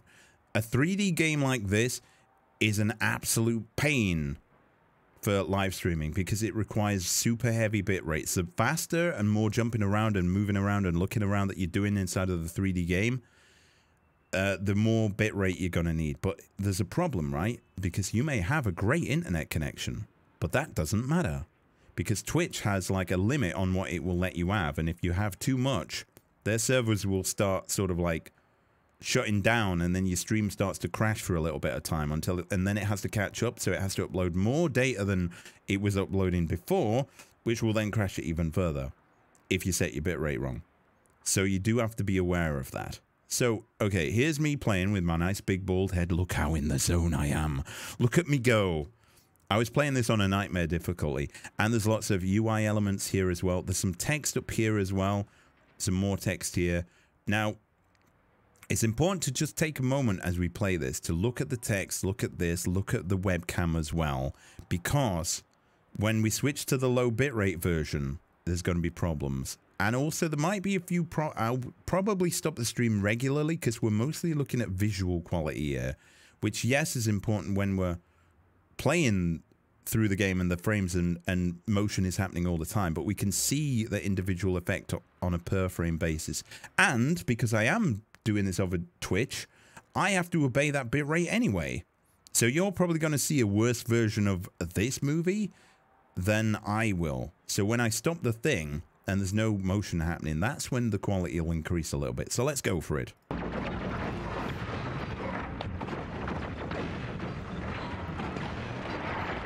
Look how in the zone I am. Dude.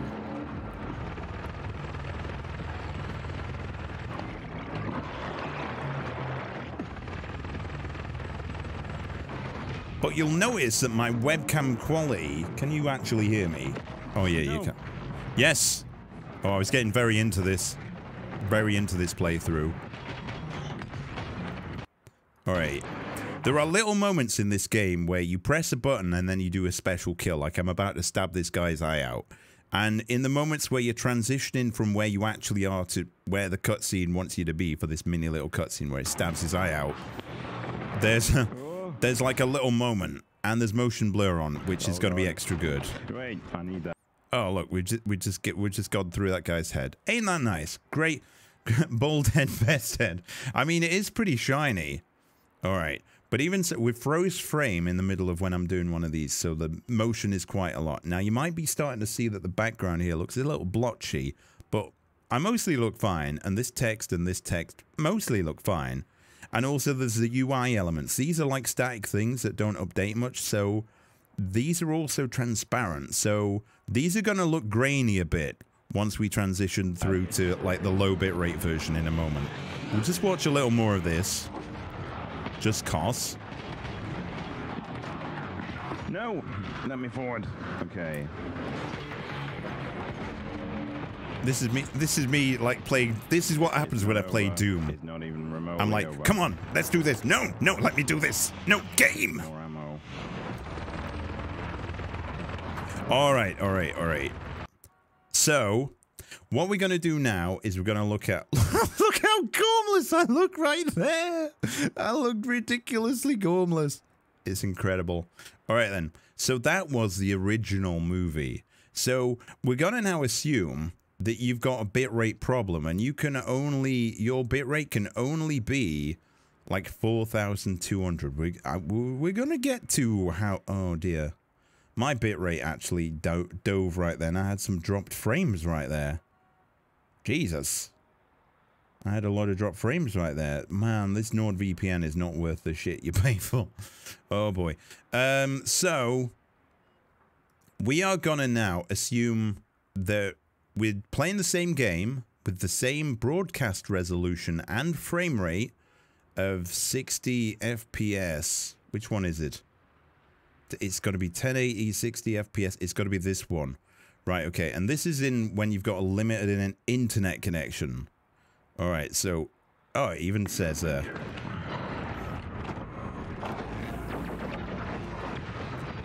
So this might be looking a little worse to you. Okay, hold on a second. Not much is happening at the minute, but now as we've gone... We've just turned round... And look at this. This is starting to look a bit iffy, this.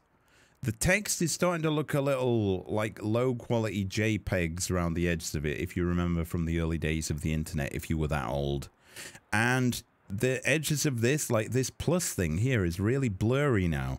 So, bitrate is the quality. It's basically a video quality. So if you are limited by that, then if you don't make adjustments to your broadcasting settings, then you're going to end up with like a really grainy image here. Now, this has got to get... This section here, there's mostly a lot of darkness, so it's not too bad. When we get to outside, the difference is going to become more noticeable. Let's wait for him to jump down there. No. For me to jump down there. I thought I was going to fall to my death then, but I didn't. Alright, where's my mouse? Alright. Alright, so... Look at the visual quality here. This is just one frame, right? So this actually looks worse than you would perceive it when the stream's running. But my webcam view is very grainy right now. All of this stuff down here is very grainy right now. Over here, it's very grainy right now. And little things like your UI elements here as you're playing a game can be important to people watching it. This is still looking alright though, but the edges around this text here are starting to look very frazzled. I hope you can see that. Hope you could appreciate that. And there's all this blockiness here because it's struggling so hard for data, you know, for bandwidth or bitrate per frame because of how fast this game moves, this 3D game, that all of these are like big blocks of pixels that have just been given one color. Because that's it, trying to figure out what it's got to be doing to that. So, this is not optimal. Oh. And I think, God. even though... Let's pause it again on another frame. Alright, there's just been an explosion, and it's not very obvious to see what's happening there. And look at my webcam right now on this freeze frame. I mean, I don't care because that's my face and like I just don't care about it. But you might be like, oh, I want to see his gormless facial expressions and now I can't see them because they're all pixelated. And this UI down here is looking pretty terrible. Because for a 3D game where you're moving around fast, if you're limited by your bitrate, then it's a problem. But now what we're going to do, before we get into, because we're going to actually look at what your bitrate is in a minute, and help you figure out how to make the most of it. But first off, let's look at one, like, let's reduce, what we're going to do now is we're going to reduce the screen resolution, which even if you don't change your bitrate, it will make things better. And we're also going to take it down to not 60 frames per second, but 30 frames per second. And there, is it going to be this one? I think it is. Oh, I've got some comp to downsize. All right. So we'll look at that one in a second, but we've reduced the frame rate and the screen resolution a bit. Now I don't know if you can see it, but to me it looks a little crisper. I'm gonna sometimes my webcam view certainly it looks all right. Look how in the zone I am. Jesus. I look proper gormless. It is a... No. Okay, where's the... Oh, wait, no, I was just round here? No, I went in. Oh, no, I just missed it. I just missed that freeze frame. I know exactly where I was. Just when I go in like this, that's near as damn it. All right, so the blockiness in the background is not any longer there. There is still some frazzledness around here, but you're gonna have some of that. But the webcam view still looks kind of okay, but the background is not looking all blocky. Now, this is only one frame in like 30 that's got to be played per second. And you could make the argument that, yeah, this character in the background is kind of blurry and not really existing. But there's motion blur from the game, which has got to be blurring everything a little bit anyway. And at least it's not blocky, which is grand. Splodge. Oh god. Wait, I need that. Where did I do the other freeze frame? I can't really remember. It was on the explosion, wasn't it? About there. I think this is about where it was. I could be wrong. If you're watching YouTube, you might, oh no, he did it a couple of seconds later. But I think this is about where we were before, and you can actually see the character that was there, that's there now. And you can see a bit more detail of the fire and everything. And... hold on, it may be a bit past this. My webcam looks better. There's still a bit of blurriness going on there, but you can actually read the stuff now, in my opinion. All right. Oh, yep, we're just going to go to this guy's armpit. And even as I'm moving around, webcam still looks good. So hopefully that gives you a little bit of an appreciation. Let me see. I think one of these videos, I'm not going to play all of them. It would take too long. Come original to... Now I think... Hold on.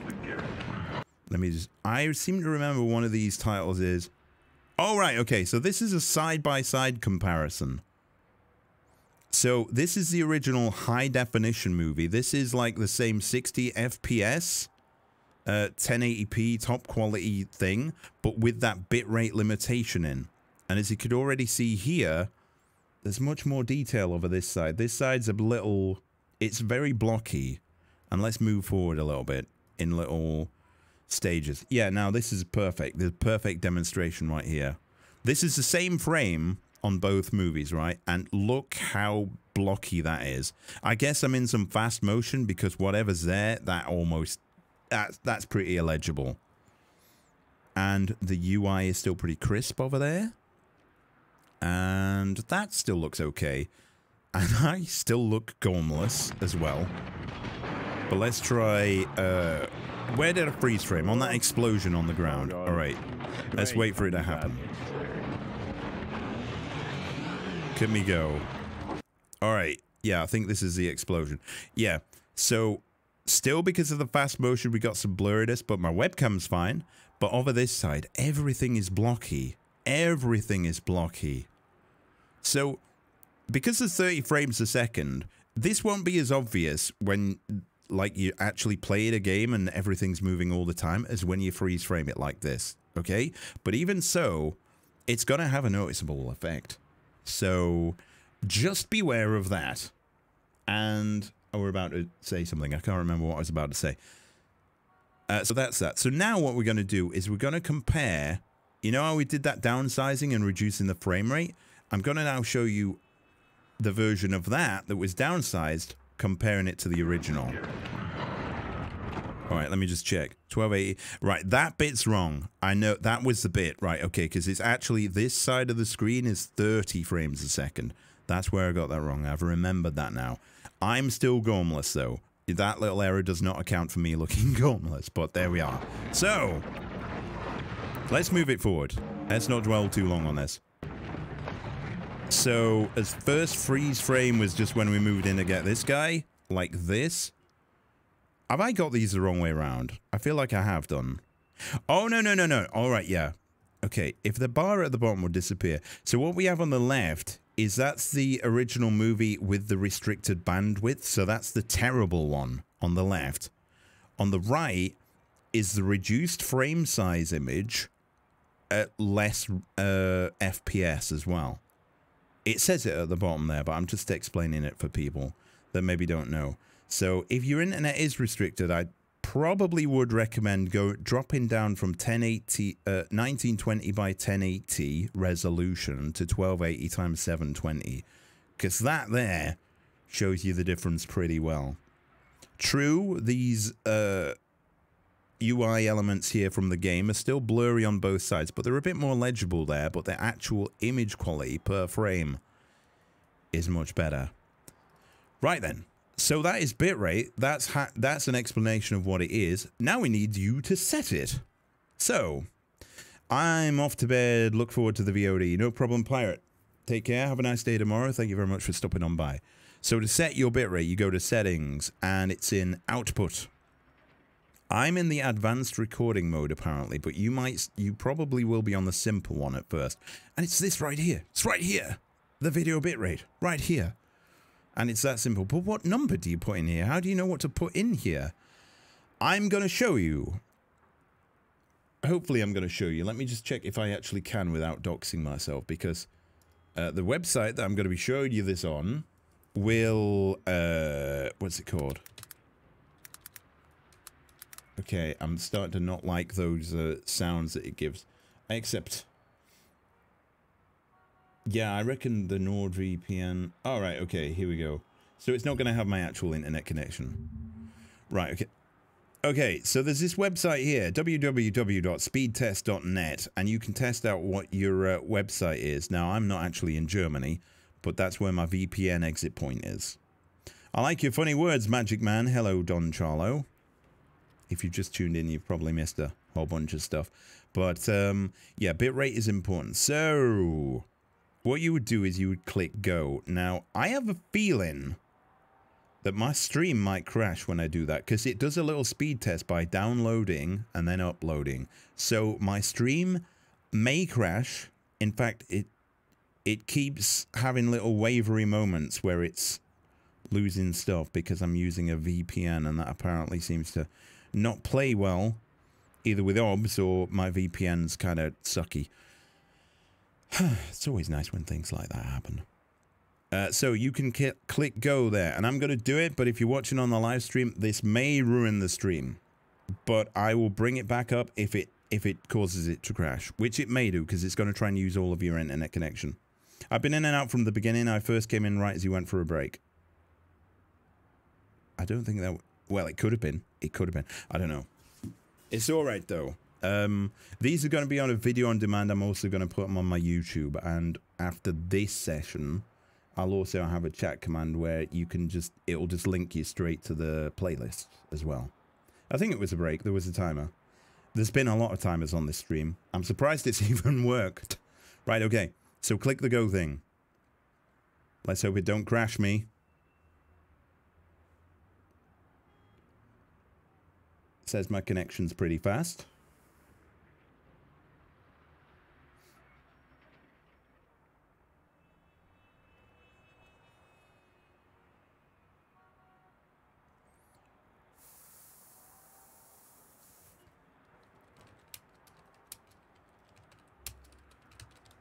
Okay, yeah, this actually legitimately seems to have crashed my stream.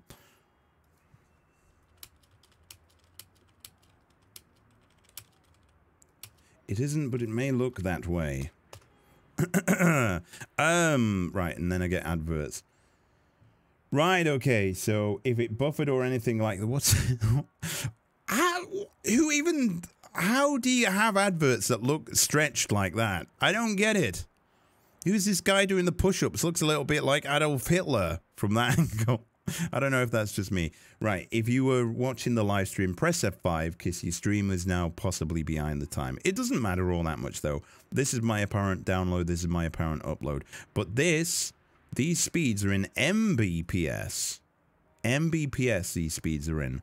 But your OBS settings, which one is it? It's got to be this one. These are in kbps. So what's the difference? Good question. Basically, yes, I do have my calculator on my Windows Start menu. To get your kbps from your... No, it's not that one. From your Mbps, you just times it by... No, block that. It doesn't have the right to know my location. You just times it by... It's 1,000. Yeah, it is. It's 1,000. But here's the thing. It's not the download one. That's how fast you download from the internet. When you're streaming, you're uploading. So it's this upload one. So I've got 31.31. If I times that by 1,000, it's actually higher than that. But we'll call it 1,000. It doesn't even matter. 31,310. But here's the thing, right? That's how fast I could upload. I could upload in like 4K, 60 FPS quality, but Twitch won't allow me to. Twitch will set your maximum to, well, theoretically, your maximum is going to be about 7,500, but I'd recommend keeping it as close to 6,000 as possible. The higher you set your video bitrate, the less people can watch your stream. It's that simple. It's not one. I know it's not actually 1,000 VNTC. I know it's not actually that amount. I'm trying to keep things simple for people, because some people will know that, and other people, I don't want to drown them with too much information, such as that. So, I'm going to suggest I'm going to set mine to around 6,600. So if your number, right, okay, let me give you some quick guidance on this. Oh, there's another thing as well, which is very important. Do you live in a shared household? Are other people sometimes using the internet connection? You should run this test when they are at home and Netflixing, downloading games, watching porn, whatever they do in their spare time, which you won't even know. You should do it when that's happening, because it will give you a better number. Like, if you do it when they're not in, you'll get a higher number than when they're there. But hopefully everyone's got a high number. If your number is less than, your upload megabits per second from this is less than, I would say 12 point something, I would recommend setting, after you times it by 1000, setting your video bitrate to be about half of that. I think that's good. So if you only got like about 10, maybe set this to 5000. And as well, if you are going to be playing 3D games, have a look at the options in here. You know, I was talking about screen resolution and FPS. You set these in your video section here. I probably would say, if you want good image quality and you don't want to care too much about it, is to set your FPS to 30. 60 is good, but if you played a 3D game, in those little moments where you turn, if your internet connection is bad, it's gonna look horrible on your stream. Absolutely horrible. And the base resolution here in the output is basically that you can resize your stream down before compressing it. So you can do that there, which is a pretty cool option to have if you've already got your stream set up, but you've got some problems with the image quality looking a bit bad. So yeah, that was basically a little thing on how to do bitrate and how to get all that set up. And we're almost at the 2-hour mark right now after the section, which was supposed to only take 1 hour, but we did have some little issues that cropped up around the way. So I would say probably still the best idea is, if you're a bit unsure about all that, is to go away and do some recordings rather than try streaming, right? So of course this is all going to affect your streaming, but you know how you've got output here. In here it says recording path. It will record videos. So what you can do is you can start recording.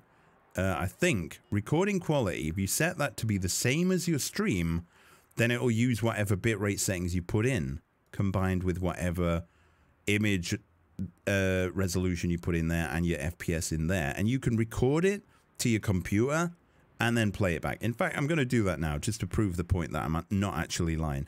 But just for the laugh, what I'm going to do is I'm going to set my video bitrate to be 660, like that. So I'm going to set it to be very low. So this is going to look terrible. So let's start the recording like that. And then where is the actual game, by the way? The actual game is over here. So what I'm going to do, if I move this over here, I'm going to actually move around. This is a 2D game, but I've set my bitrate to be so low, this has got to look terrible.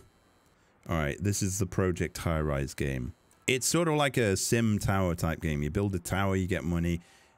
Good sort of game, but not very much in the way of depth to the simulation. All right, okay. And then I'm done with that, so I'm going to stop the recording. So I think that was going to record in C videos. So what I'm going to do is I'm going to go to... Let me move that over there. I'm not sure what's in my videos folder. Now I come to think about it. Where did it put it? Where did it put it?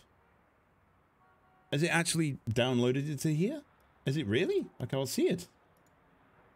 I can't see it. Is it this? Could it be this one? 20th. Oh, it probably is this one. Oh, here we go. Right, so with my ultra low image quality, as soon as I get into the game, look at that. Me moving in and around. This is what happens when your bitrate is not high enough. Look how terrible that is. No, that's not you. That's this. I've paused it now, so even on the Twitch bitrate over time, you'll be seeing how bad this image quality is. It's terrible. And you know what? That's just reminded me, before we break for the 10-minute break. Yeah, we put the video and everything in there, but you know what we haven't done? We haven't put any damn sound in there, have we? God damn. Hello, Thrashing, as well. I see you there in the background. So it's time to add those. And I did explain these earlier. So audio input capture. This is going to be the microphone. I don't have one, so I'm just going to call it mic main. That will become important later. Device default should be fine. If you have tons, you might want to set it to be specifically. Like, check this list, actually. It's a good idea. If you know what your main audio device is, set it in here. Because sometimes, when you connect a webcam to your computer, Windows will think, oh, that needs to be the microphone now. And then your posh, like, $200 microphone don't get used, and your microphone quality sounds like crap until you realize that. So I would recommend doing it. Why is my internet connection speed dipping again? So annoying. This never happens on my actual stream. It's actually dipping in and out a lot now, which is really, really crazy. Right, so add, and then you can add an audio output capture, and I'm going to call this like sound piece. I'm going to call it sound PC. I'm going to set it just because I can to be whatever that is. Oh, right, now here's the thing. Here's the thing. Right, before we finished off this section here, the main mic here, can you see that you may be able to... I wish I had a way of zooming in on this. I don't. I'll have to figure one out. But there's two actual bars, and if you have a posh mic, it might only be filling up one of the bars as you speak.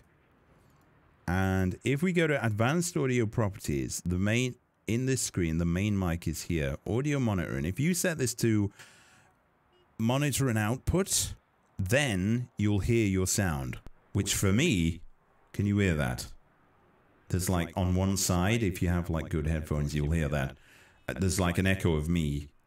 So it's only coming out of one, but you can solve this by ticking the mono box. And now there's still that echo, but it's on both sides, which is good.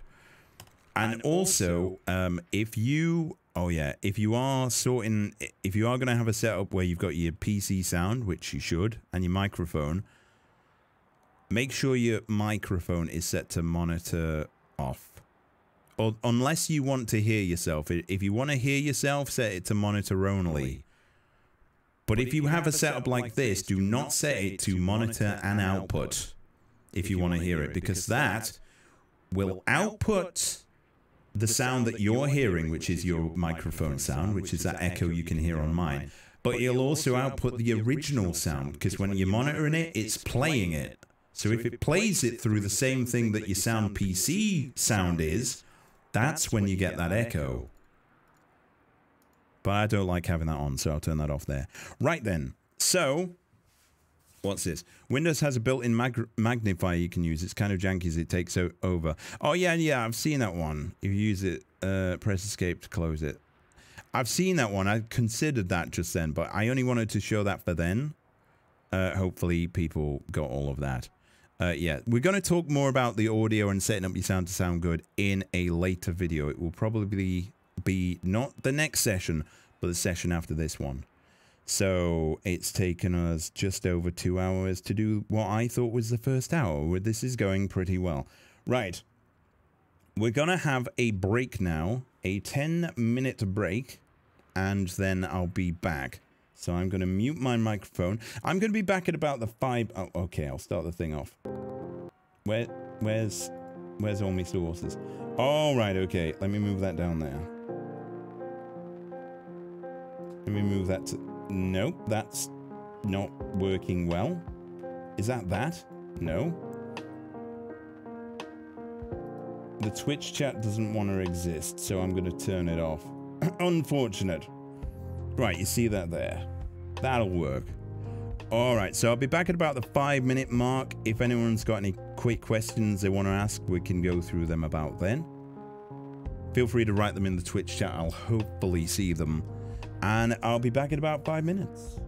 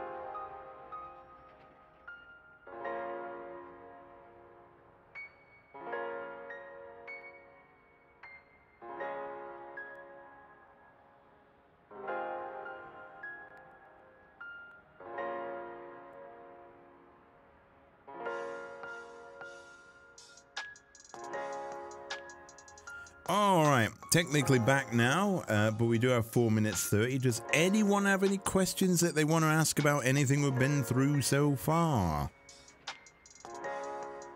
If you got a little stuck on anything, feel free to mention it.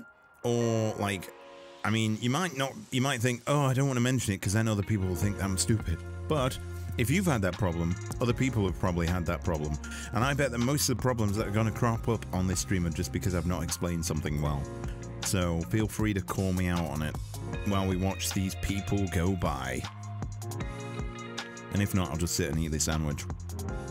I can do both.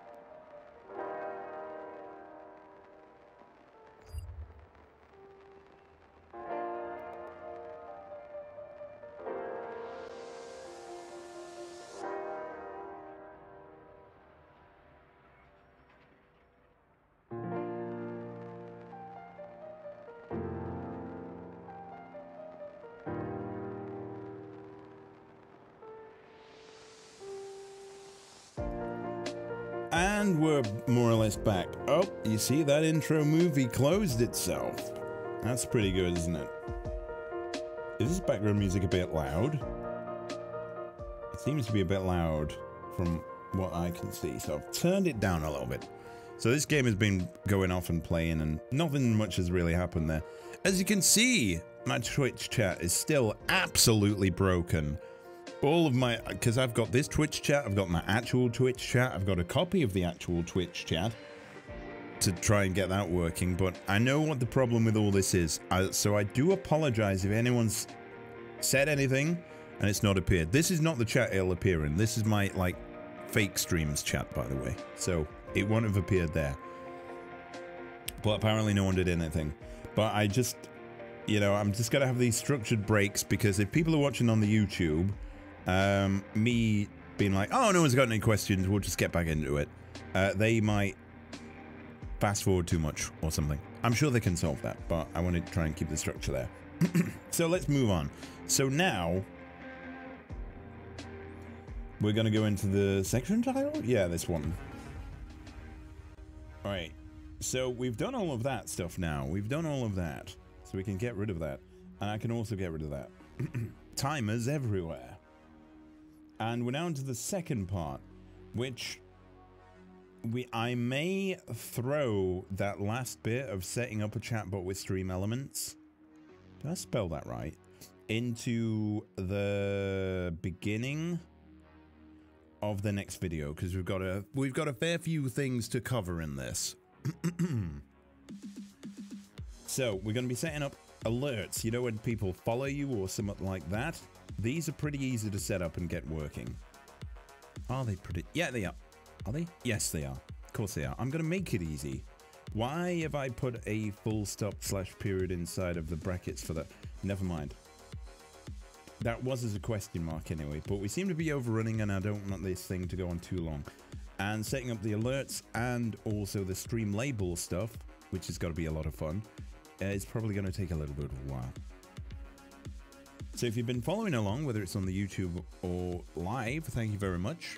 It's very, very much appreciated. And hopefully you've already learnt a little bit of something. Right, so let's get back into it right now. All right, we can turn off the break stuff. The break stuff started again. Break stuff? That reminds me of that Limp Bizkit song back in the day. It's one of those days. Wait. Okay, okay. Don't distract me. It's literally like getting a bit late now. And I've got lots of stuff to tell you about. Right then. So, alerts. We're going to be setting up some of them soon. You've probably already seen them. If not, we're going to get into it.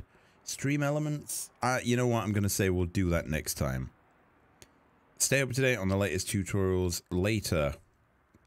Alright, so you want to be heading over to streamlabs.com. StreamLabs.com. Now, this is Streamlabs, and you might be like, why are we using Streamlabs if we're using OBS Studio? We're not going to download the Streamlabs desktop. Don't click that button.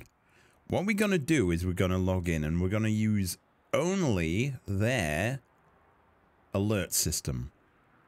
And something else, but the other thing we're going to use is something we can download. So we're going to click the login button after rejecting all the cookies. You won't see any of those boxes if you live outside of Europe, but goddamn, they're annoying. Very annoying. Right, okay, so we're going to click the login button. Now, we've never logged in on Streamlabs, but what you can do is you can log in with Twitch and click that button. And then, right, just, yep, this is the right account here. So Streamlabs wants access to, and it wants access to all of this stuff. This is like an authorization page. You'll see this when you're connecting stuff to your Twitch, and then you have to either authorize or cancel.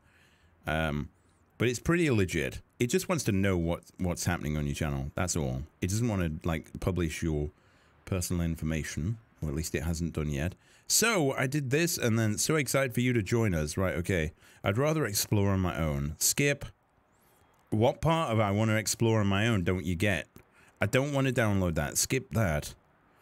Connect to your stream. Connect more later. Skip. Continue with... Oh, you see.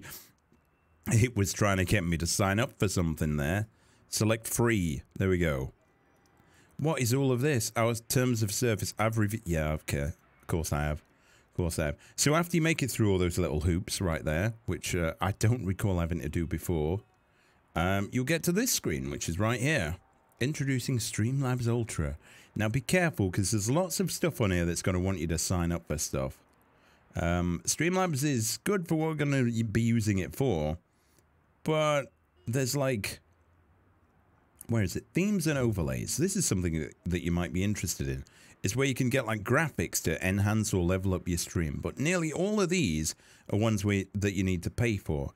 Now, if these were ones where you could just pay a certain amount and then you had those graphics that were yours, you could have them on the stream, no problem, that's fine.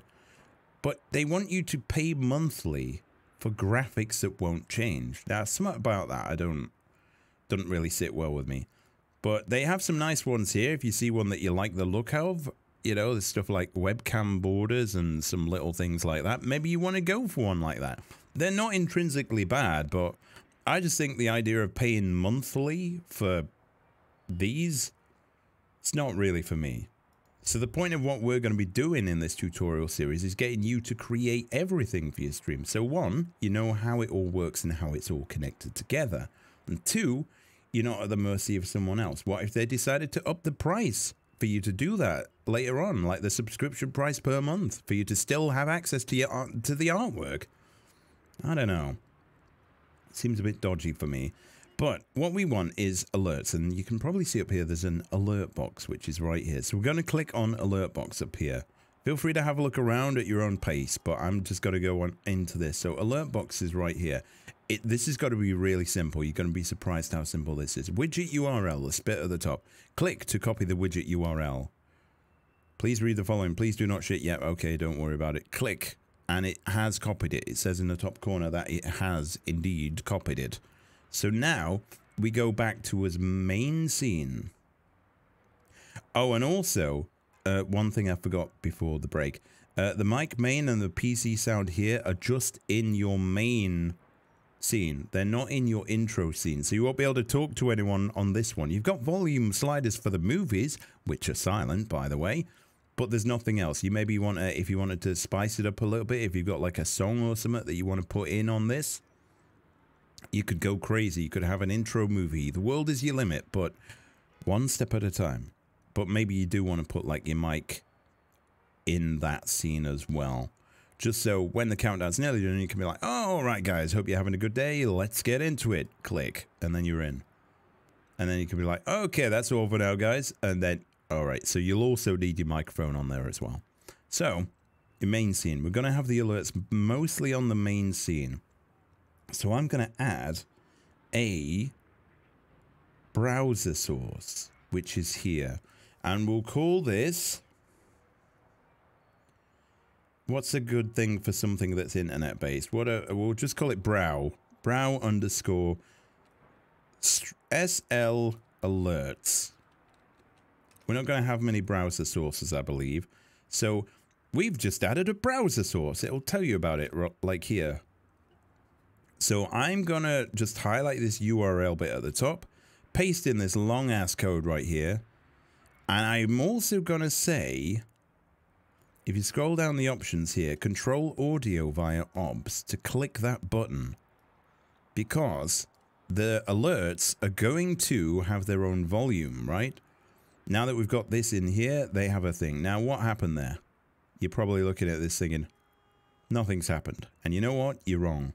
Because if we go back to the Streamlabs now, and if I make this smaller so you can see what's happening behind the scenes... Where's the... No, I need the resize. Thank you. Like that. And we test the follow. That happened. But where's the sound? Well, there was a sound, but you didn't hear it, right? So here's the thing as well. This is the main scene. We've got a copy of all the sound that's on the PC anyway.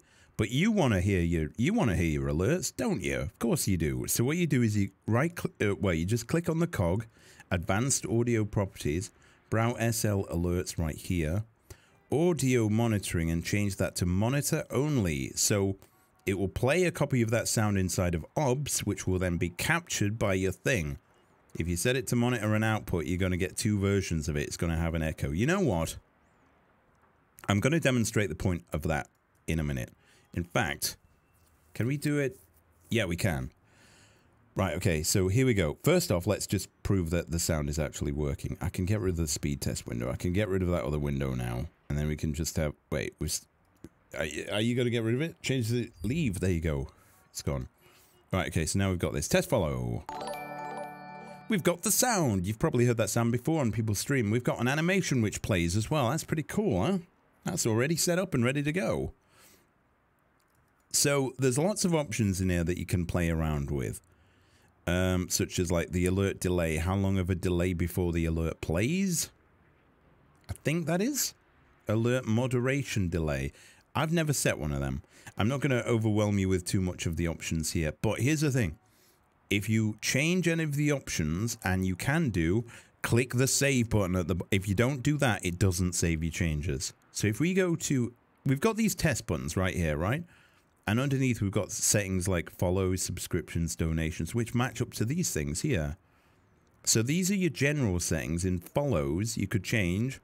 Look, you got the jumpy T-Rex here. You could change that. If you click on... How do you change it again?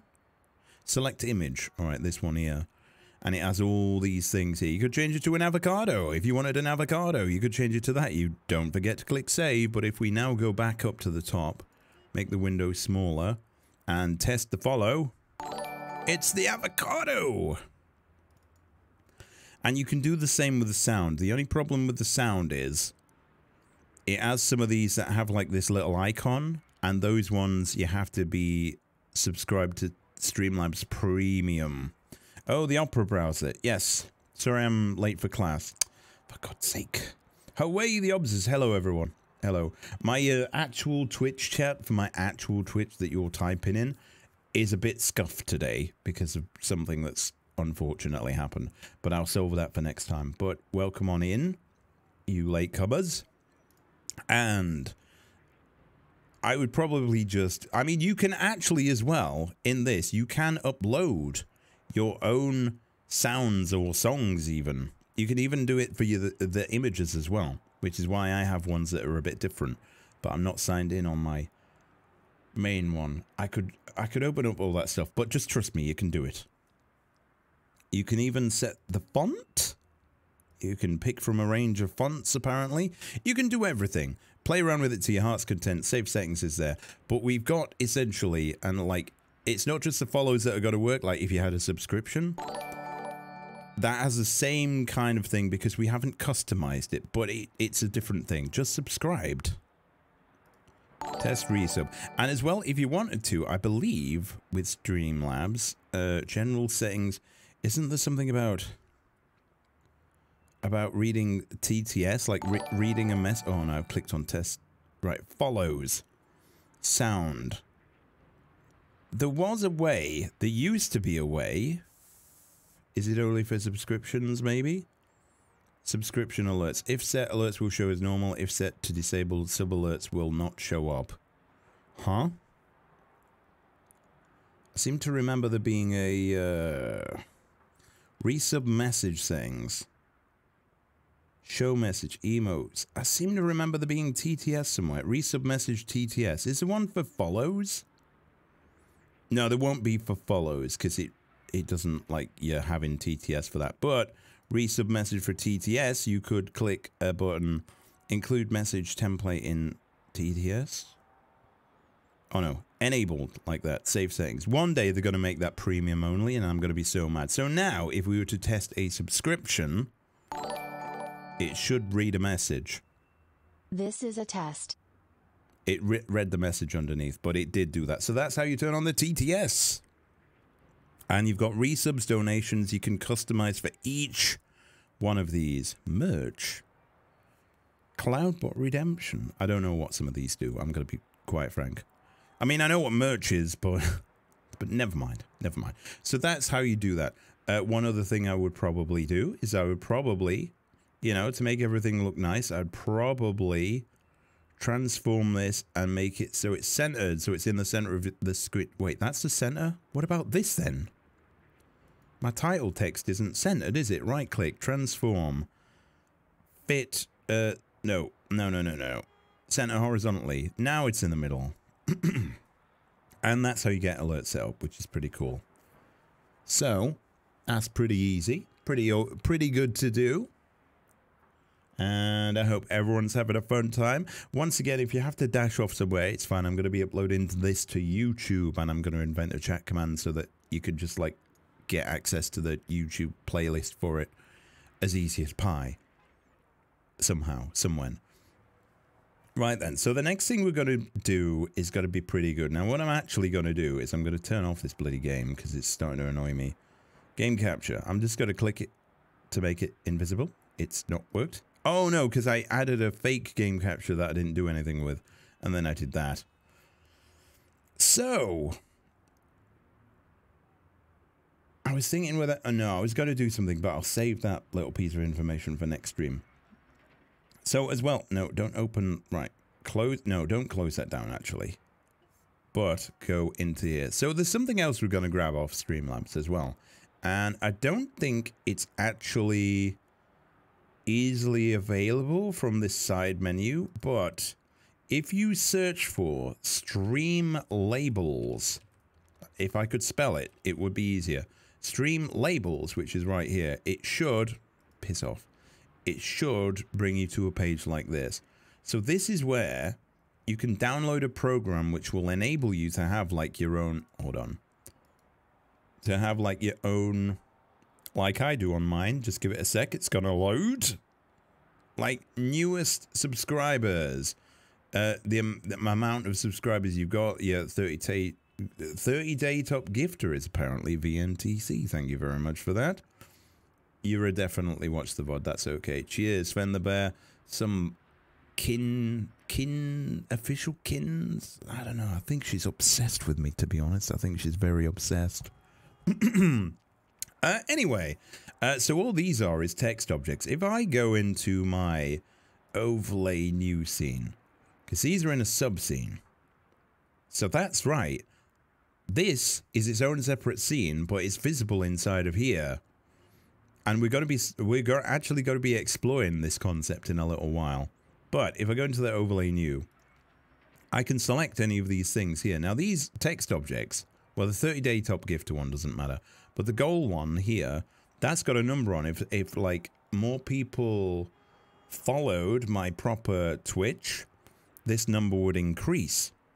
But this, if you look here in the text object section for this, it's not a text object thing where I've typed that in.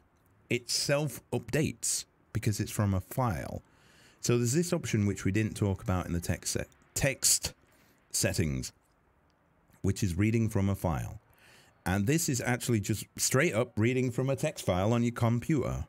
But the thing is, a program could write to that. So if like an extra person followed, it would write to this text file and update it to say, oh yeah, it's now 923 out of 1000.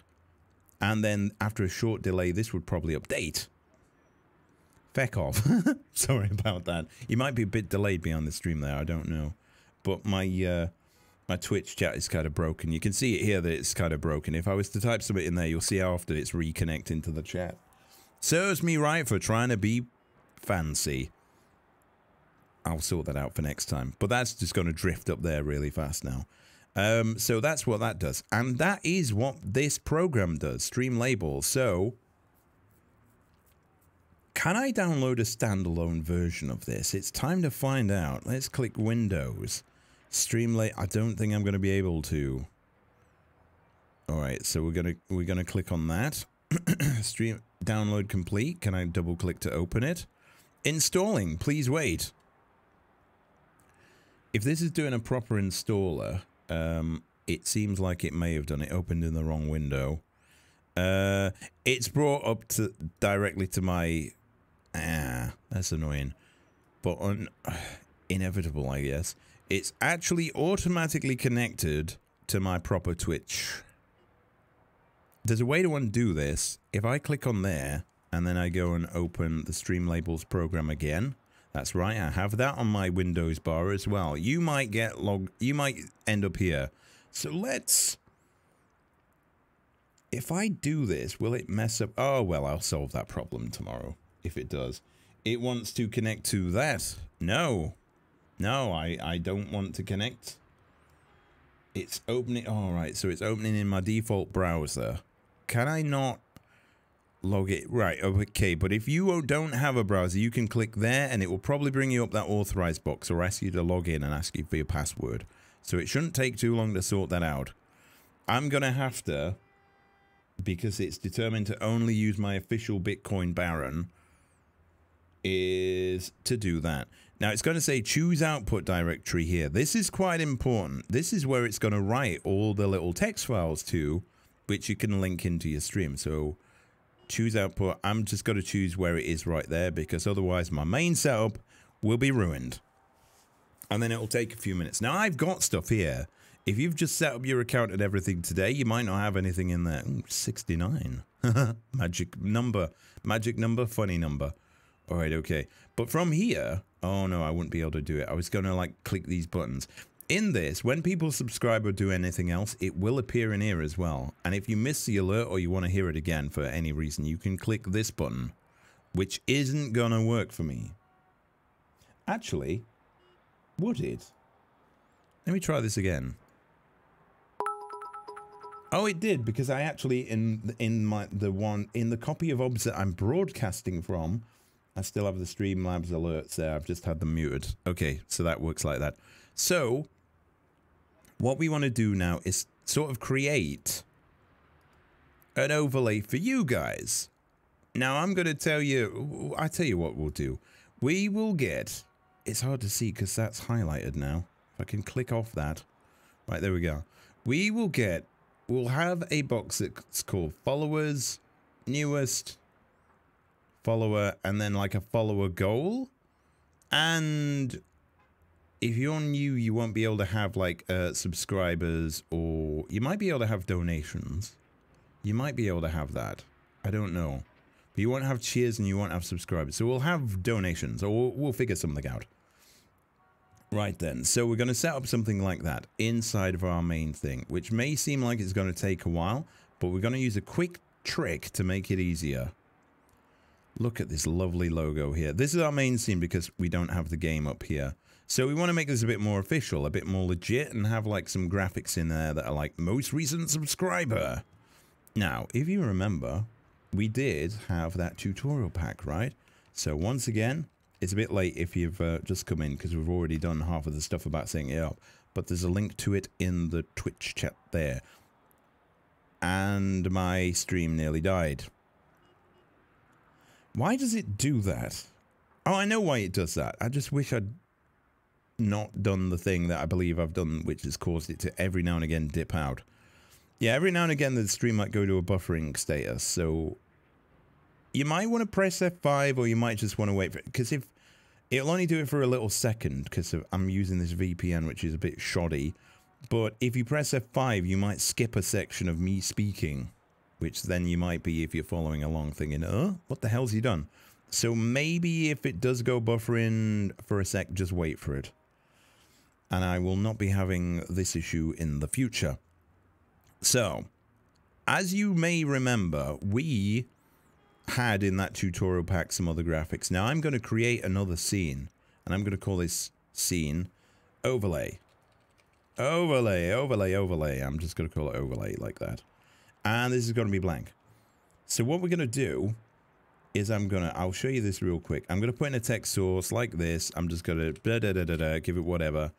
So this is now one scene, right? You can actually put in your little add menu, you do have the option of adding a scene inside of a scene. I know, it's sceneception. And we can add the overlay, and what we get is we get that.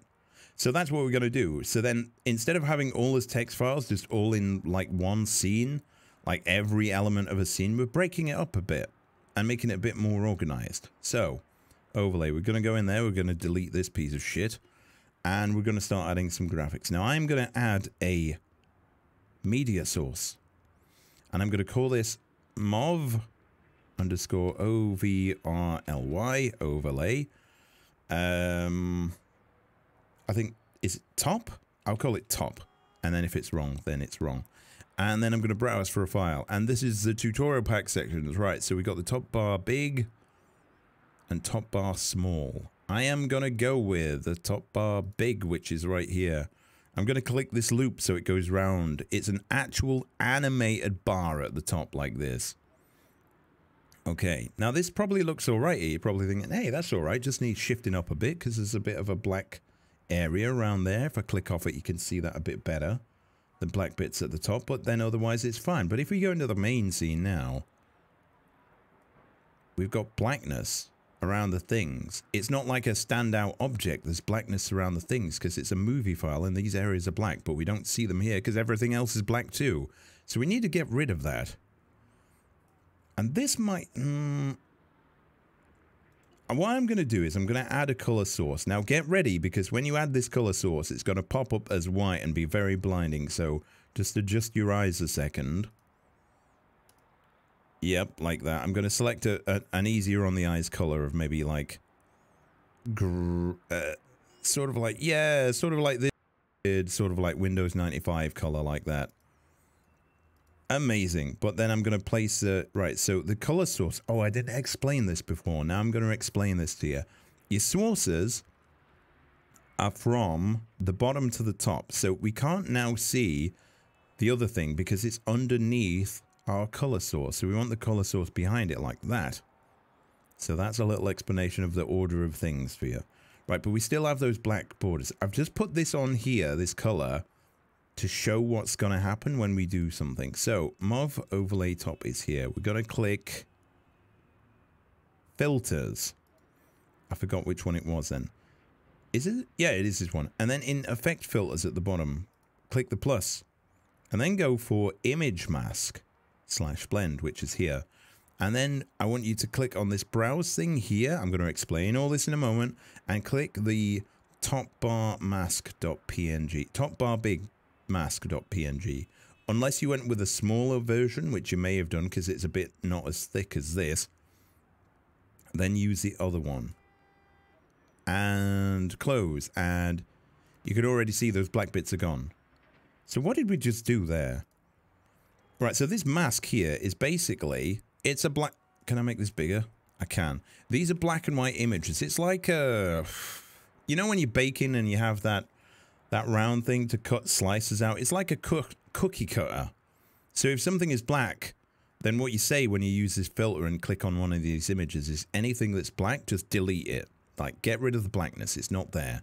So these have the same shape as the little elements. So that's why it disappears, because it cuts out everything that's not in the white section. Hopefully that made sense. That's a pretty cool thing, I like to think.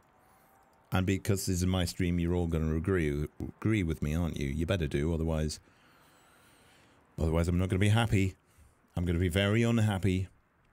I seem to have lost something. Where is the me? I'm here. Is my sound off? Good, my sound's off. Right, okay. So this is going good, but we don't actually want this color source here, so I'm going to get rid of that now. I just wanted to put that on to make you understand that concept. It was easier than clicking between the scenes. So we've still got a bit at the top. Now you could just move up. You could just click and drag and move and try and move your thingy up like that. But what you can actually do is something much more refined. If you go right click and filters, look at all these things that you're learning. Just take a moment and just be like, oh god damn, I've learned so much. And then click plus here. And then we're looking for crop pad, which is here. I'm going to click on this. Now, you can resize this window, and because this is a long graphic, I would recommend it right now. But you can also see what's happening there. So this, when you put numbers in here, it will cut away a section of the movie from whatever's happening here. So I'm going to, I tell you what, just to demonstrate something, I'm going to cut away, you can type in numbers, I'm going to cut away 200 from this side. So it's actually cut away 200 from that side. You don't need to actually do that. You don't need to actually do this, but also what I'm going to say is you need to crop underneath your image mask, because otherwise it will, if I move this up like that, because these buttons are how you move stuff. You see what's happened here is we've got some weird blackness here because it's cropping, then it's doing that mask thing. So make sure that mask thing, if you're ever doing it, it's the first thing you do, like that. And then we obviously don't want that. We want the top to be cut away. So we're going to click, click, click, click, click, click, click, and then that's gone. Then we've got a nice little thing. So if we go to our main scene now, we've gone over our TXT thing, which is right here. Yeah, we've gone over that lovely, lovely state-of-the-art logo we've got there. So I probably, as that is a logo, I will probably... Oh, I have to copy, do I? Can't just cut it. I'm going to copy it into the overlay. Paste a reference to it like that. And then I'm going to delete the main one, which hopefully is still going to leave it there because it's in the other one. Great. Up. Up. Up. Up. Up. Yep. Cheers. Cheers, VPN. It's gone wrong for me again. It's all right. It's all right. We live and learn. So now it's still here in the overlay and I can just resize it. And you see, the thing that's good about that is now there's a section in the middle where you can put your... If you have a proper logo, you can put your proper logo in there. This is starting to look like a bit of a bad username, really, isn't it? It doesn't really fit in there. To make it fit, I have to make it really small like that. But the center of this is the center. So when you've got it about right, transform. Why can't I do this? Excuse me, why can I not do that? Right click, transform, center horizontally. You wouldn't let me do it before. And then that's there. Yeah, not the best, but it'll do. Okay, so we've got all this space here for things that we want to fill up with. But the best thing about that is now, that text object's gone, so everything to do with the overlay is just one thing in your sources list now. And you can turn it on and off like that. And then to add like an overlay to a different scene, if you had one, just add scene overlay and it's in there. You can have as many scenes as you want and you just have to add that one thing and you get that and all of the text objects we're about to put in. But I don't want that there, so I'm going to get rid of that. But you may not want to. Okay, so this is set up and ready to go. There is a little thing actually. Where is the Streamlabs? It's here. All right, let's go back to the alert box because now there is one little thing. Test follow. Yeah, that's underneath that bar. To be honest, that kind of doesn't look bad. I suppose. It doesn't look... It's cut off, but yeah, it doesn't look too bad. But what I'm also going to do is I'm going to copy the browser's Streamlabs alerts into the overlay too. Paste a reference. Now, that is a reference which I've told you is wrong, but we're then going to delete the one in the other scene. So now, we've simplified the stuff in our main scene even further. Which is great because you don't want tons of stuff here like little text objects, little movie files here, there, that you're having to scroll down in this window, which you can put up here, I guess. You know, keep things as simple as you possibly can. Do it! Right, okay. So now we're actually going to get on to what we're going to be doing. So, I'm going to bring Streamlabs back over. Yes, that's right. There was a point to this. And the point is that if we click on the folder icon, it's the second icon on Streamlabs. It says Streamlabs here, but this is actually StreamLABELS. That gets me to. And, oh no, this is to select the folder. Okay. Which one is it now? Is it the cog? Oh, it is the cog. Right, okay. So, here's a list of all the different things that it saves a text file for. Top donators, donations, donations amount, donation goal, tipper, monthly tippers, monthly tips, trains, combos, top sub gifters, top 10. All these different sections here. The black ones are just the sections. There's so many of them. There's an unlimited number of them. Session cheerers. There's so many things in here. I've never even noticed that there's so many things. But we want most recent follower, which has got to be here. Most recent follower. So here, in StreamLabels, it will make a text file, and it will tell you here what it is. Can you read that? Yeah, it should be about readable. Can I highlight this to make it better? Most recent follower like that. That's the text file inside of that directory that it's saving everything into. Now here, it gives you a preview of what it's going to be. So for someone like newest follower, yeah, this program is a little janky and it won't update the preview until you change what's in here. Now it's changed it, you see. So that's what it'll actually be. But maybe you want it to say newest follower. And you watch tomorrow on my stream. I won't have undone all this and my actual top bar is going to look terrible. Newest follower, but let's make it a bit simpler on ourselves. Newest follower and then its name. Save. And, oh yeah. So, that didn't do anything. The reason that didn't do anything is because, for one, I closed the program down, which I shouldn't have done. And for number two, what was it going to do in here anyway? We haven't input a text object for it. So what I'm going to do is I'm going to snatch up the... I'm not going to snatch that font. I kind of like it, but it's a bit too hard to read if it's smaller, I'll bet.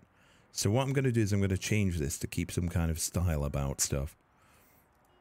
Here we go. Here we go. Oh, that... Yeah, I like the look of that. It's sort of similar. It's like a brush stroke, but it's a bit easier to read. Yeah, I like that. I think that's good. And it'll be... Oh, it's smaller. It'll be easier to read. Okay, so... Copy that. Then I'm gonna... Transform. Center horizontally. That'll do. What about the end one, though? The end one's the different font. Which one was it, anyway? What font? Was it something like... I think it said brush? Not brush. Brushot? I believe it was this one. Yeah, that's the one. And then that's there, but it's not in the center anymore. So again, transform, center horizontally. That's good. So I'll make a copy of that one, actually. Back to the overlay. Paste a duplicate. Make sure it is a duplicate so it's its own fresh thing. And then we're going to rename it to txt underscore overly. New fol. I'll just call it new fol like that. You can call it whatever you want. It doesn't matter. But then right click, properties, and read from file. And then I've got to browse to the file. So I already know that it's got to be in C, I don't know where it's going to be. Where's it going to be? Is it over here? It did. Right, okay. Folder icon. Ah, okay, you can do this. So if you want to speed hack this, click the folder icon, second one along, click on this top bit, Control C like that. Then go back to here. Then where it says file name, go to that, paste it in there, click enter like that, and then you've got all this here. So most recent follower we're after, which is here. And the most recent follower is Frozer. So this is reading the data from like my actual Twitch account. And Christikins is here. Hello, Christikins. So I want to, rather than scale this down, what I want to do is adjust the font size because it's massive. It's too big. I'm going to go with 26, 24. How does it look? It looks too small. Too small. 28. Okay, maybe a bit bigger. 36. Seems to have some definition to it now. Yeah, that'll work. We don't need too much in here. I got a follow from Christikins. How did I get a follow from Christikins? Oh, I see. I see what you're doing there. I see what you're doing. Just had to be in the thing. It will take a while to update. If it would work. It will work, but it does take a little while to update. But what you can do is if you want to make sure that it is working... it will definitely catch up eventually. I think closing the program and reopening it will work if you're not patient.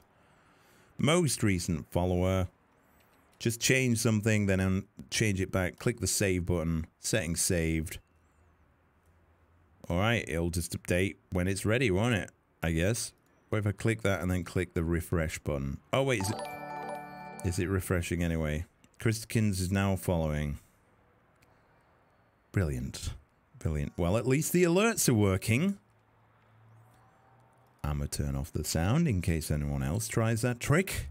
But it's not updating that. It should do, but it's not. I'll close it down completely and then reopen it. I know it will eventually, but I'm not a patient man. In your own time. Or maybe it won't actually count you because you unfollowed and refollowed so fast. Maybe not.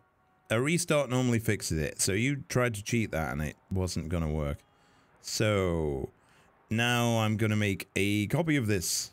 And we're just going to do the same for... Oh no, we want a follower goal, don't we? Have we got space for a follower goal in there? We'll try and make space. So this is the... Oh, no. I'm clicking on the wrong thing. Text overlay. Properties. Select the font. Let's make that a bit smaller. And I'm actually gonna change the font. You know, I'm gonna change it to yellow. Because the background is grey. So a yellow will... Oh, I like that. Except for... Does the outline need to be less? Oh, that looks a little better. A little easier to see.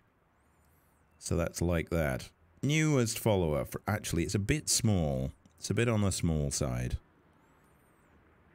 So I'm going to go 36 font size. Like that. And sorry, that'll do. You can aim it precisely. You can aim it. You can place it precisely if you want to by holding down shift. Because you see how it's snapping here like this? But if I hold shift down... It's still snap. Is it control? It's control. Right, okay. I'm telling lies. It's control. So that's like that. So instead of me setting up a new text object from scratch, what I'm going to do is I'm going to make a copy of this one. And paste a duplicate. And call this one... Rename to... text overlay fall goal. Fall goal? Like that. And then you might be thinking, well, what's happening there? Well, we have to change the text object too. So there's one in here called total follower count, which I think is the other one. Goal. And this is one which I've already set up now. I'll show you something about it in a minute. I would probably say as well, anything where someone can have a longer username, like anything that's got someone's username in it, like newest follower, leave a lot of extra space. Because this guy, Frozer, has a small username. But then you might have someone else that's like, I like fish and chips from Binsey Mega Chippy. Or whatever it is. Binley Mega Chippy. That's the one. So leave plenty of space for that. That's why I'm going to put this down here. These are arranged in a terrible format. But that's okay. Because it's me. And this thing here says goal, which is no good. So I'm going to change this. Oh, no. I'm doing it wrong. First thing. Most recent follower. Change it to total follower count, which is here. And change it to follower goal. Like that. Save that. Settings saved. And then hopefully that will update at some point. In fact, this time... I'm not actually going to try and refresh it or force it. We'll just let it happen when it's time, because it will. And I'm going to make another copy of it here. And paste a duplicate. And this one, we'll have this be donations. Donations or sub... You know what? I'll go with subs. If you've got a new account, subs, you maybe don't want to use it. I'm just thinking what else you could actually use. I'm just thinking of what else you could actually use. Sub goal. Let me put that in there. I don't think you can cheer if you're not subbed. What other sections are there? Top cheers, cheer amounts, sub gifters, monthly tips.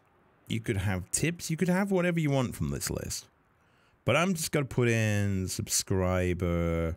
Again, subscriber amount. But you can actually... You see how you got this text here? Everything outside of these curly brackets. I should have explained this at first. Everything outside of the curly brackets you can put as just plain text. So the count is actually how many subscribers there are. So that 924 is that. And everything else is just text. So I've set this at a goal of out of 1,000 to encourage people to follow. But there's no pressure. Yeah. It just told me it was 30, not 14. Oh, thank you for the sub. I actually didn't legitimately hear that.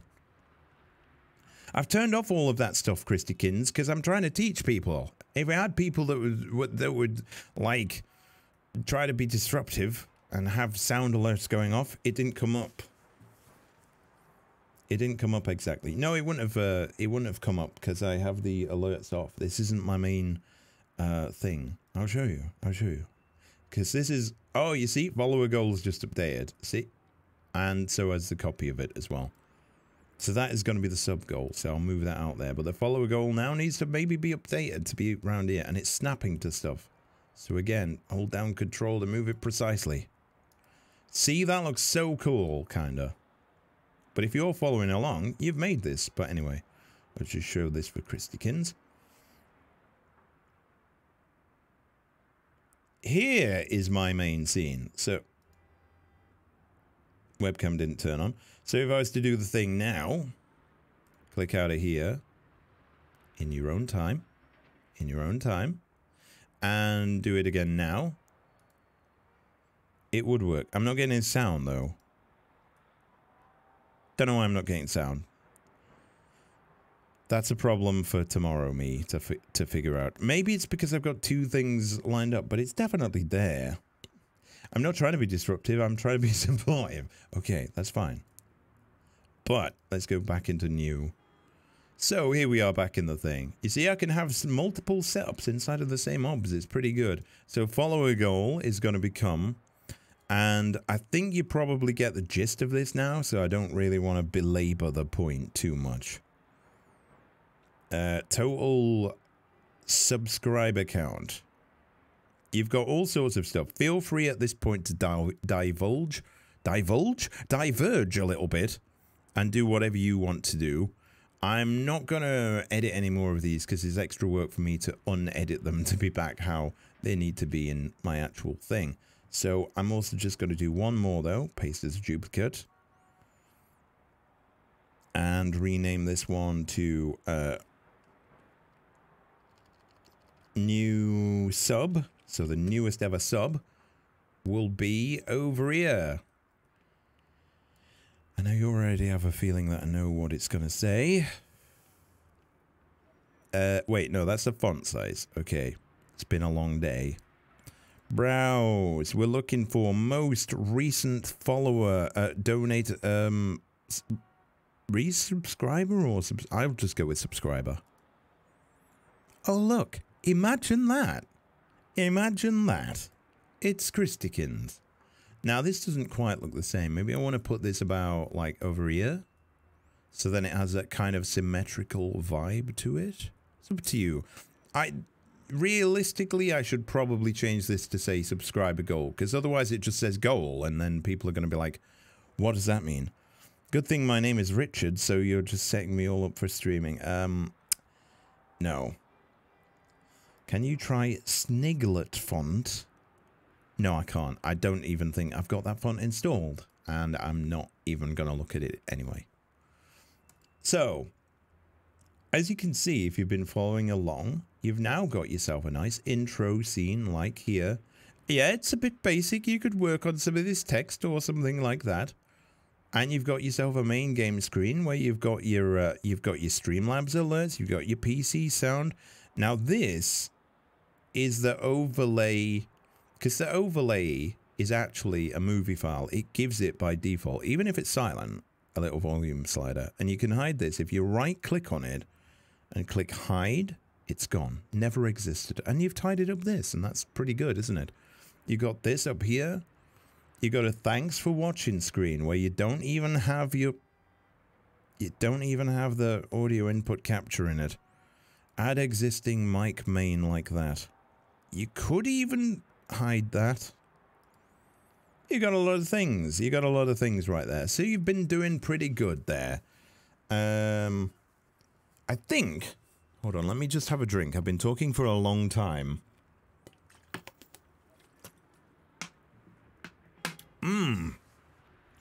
Right then. If we go back to the module section with the nice background, what you drinking tonight? Well, it's a work night, so it's just like, it's literally just diluted Ribena. Setting up a chat bot. Should we do that? Well, we actually got through that section a lot faster than I wanted to, which is unusual. Oh no, there was something. There was something that I want, and this is just a small thing. You don't even have a cheeky beer on a work night. No, because I'm not an alcoholic. And imagine me trying to teach stuff when I can barely speak when I'm sober, let alone when I've had a drink or two. Right then. So there was one other thing I wanted to suggest, and I will show you this now. So I'm going to make a duplicate of the overlay scene. Right click on it, make a duplicate. And the reason is, I'm going to show you something, and Right, this is an important thing I'm going to teach you, but it's also going to mean a slight little bit, perhaps, of people that are regulars here might know the person that's very guilty of this. So I'm going to go to my library, which is over here. I'm going to load up one of my favorite games real quick. And also, you know what, while I'm here, sod it. Let's give it a game capture source. Rename GamCap. Hold fast. I may have to slightly rag on someone here, but I take offense at that. I can't remember what you're taking offense at. Capture specific window. Capture this one right here. Give it a second. Alright, so this is hold fast. I'm bringing this into the fray for a very particular purpose. And I will have to get on... I'm gonna go on the US just for this. Should have changed my username. You implied I was an alcoholic. No, I just said that I'm not an alcoholic. I didn't say anything about you. I wasn't passing judgment on you. Okay, now we are at the mercy of the loading times, which has got to be ass. Because I'm streaming. I'm recording myself streaming. I'm also watching my stream. And I have a second copy of OBS open as well. So I'm going to auto-join. And I'm gonna... Now that sound is a bit loud. I'm gonna turn the sound off, to be honest. We don't need the sound on. Right then, so this is another game that I play. And I wanted to bring this into the thing, because now we're gonna go back to our scene, right? Now, this might look alright. We've got the new game in, that's perfectly fine. But I want to highlight a little issue here, and that is... the issue of covering up important things on your stream. You see, you can see the mouse cursor, right? Yeah, you can. There's some very, very crucial information about the current match in this game, which is displayed up here in the middle, right there. It's crucial if you understand the game. If you don't, it doesn't matter, but it looks like the Italians are winning.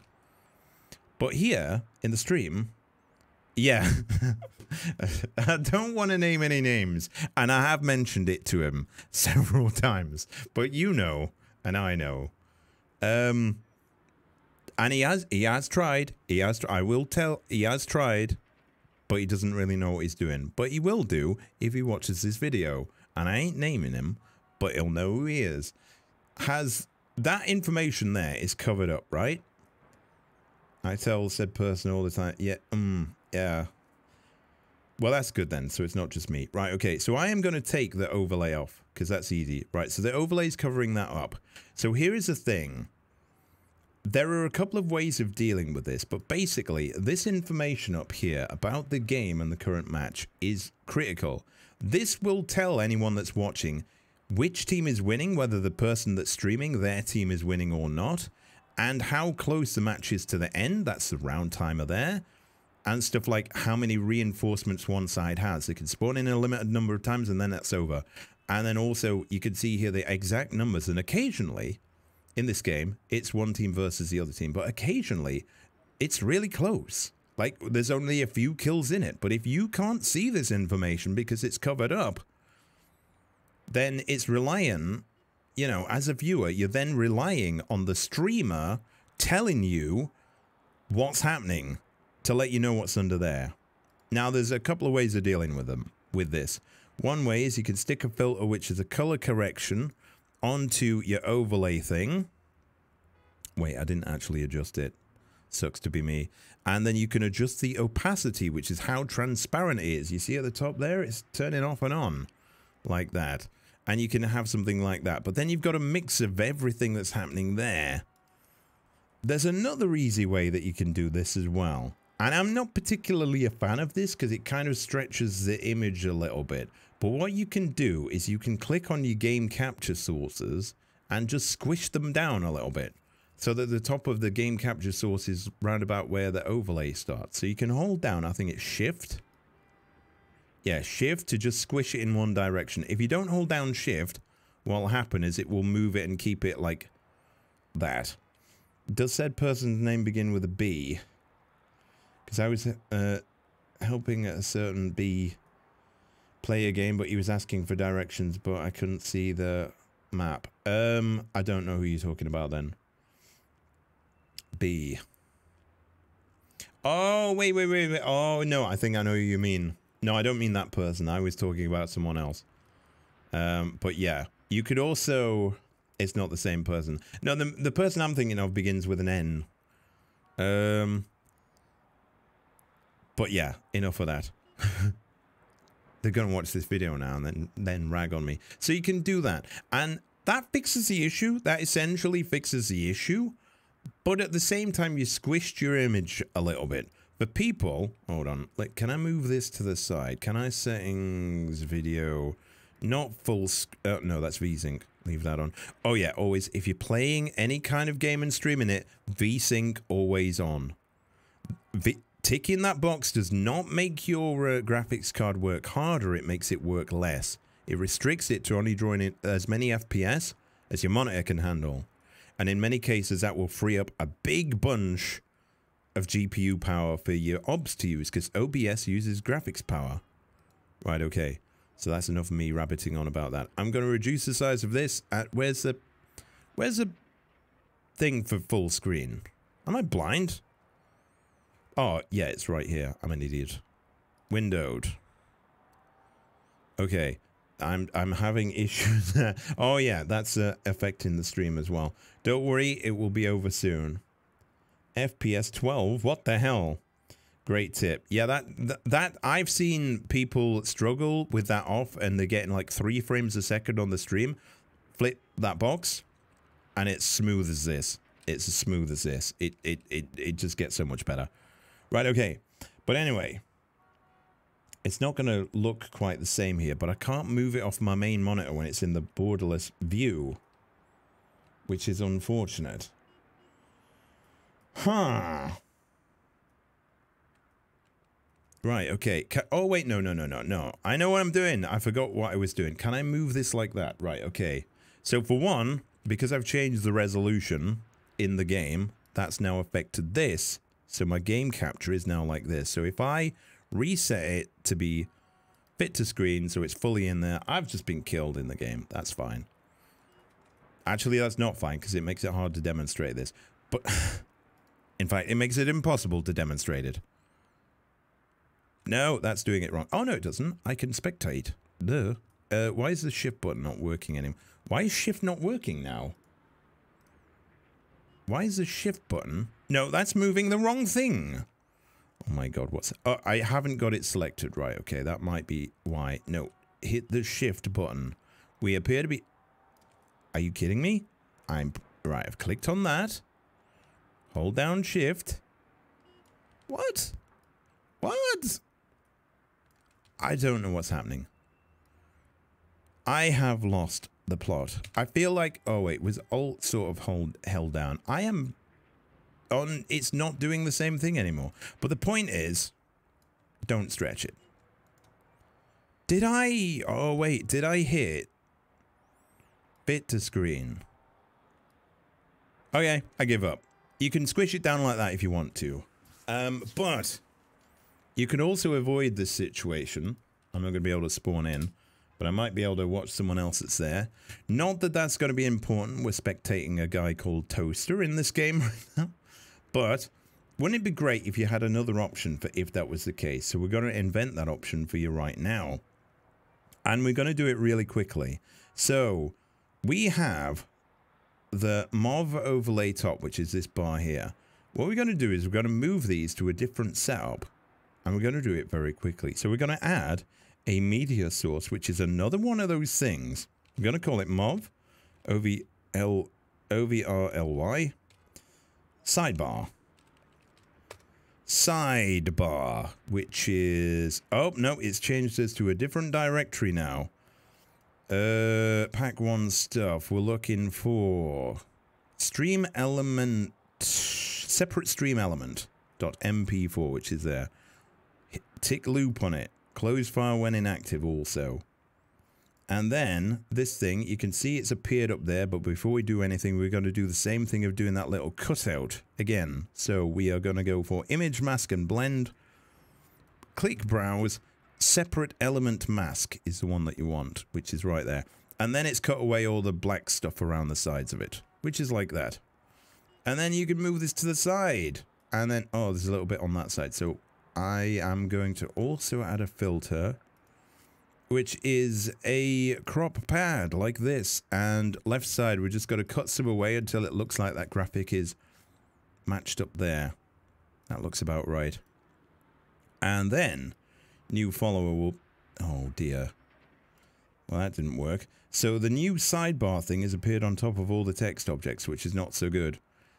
But then we've got that there. That should be big enough, and hopefully not too intrusive enough.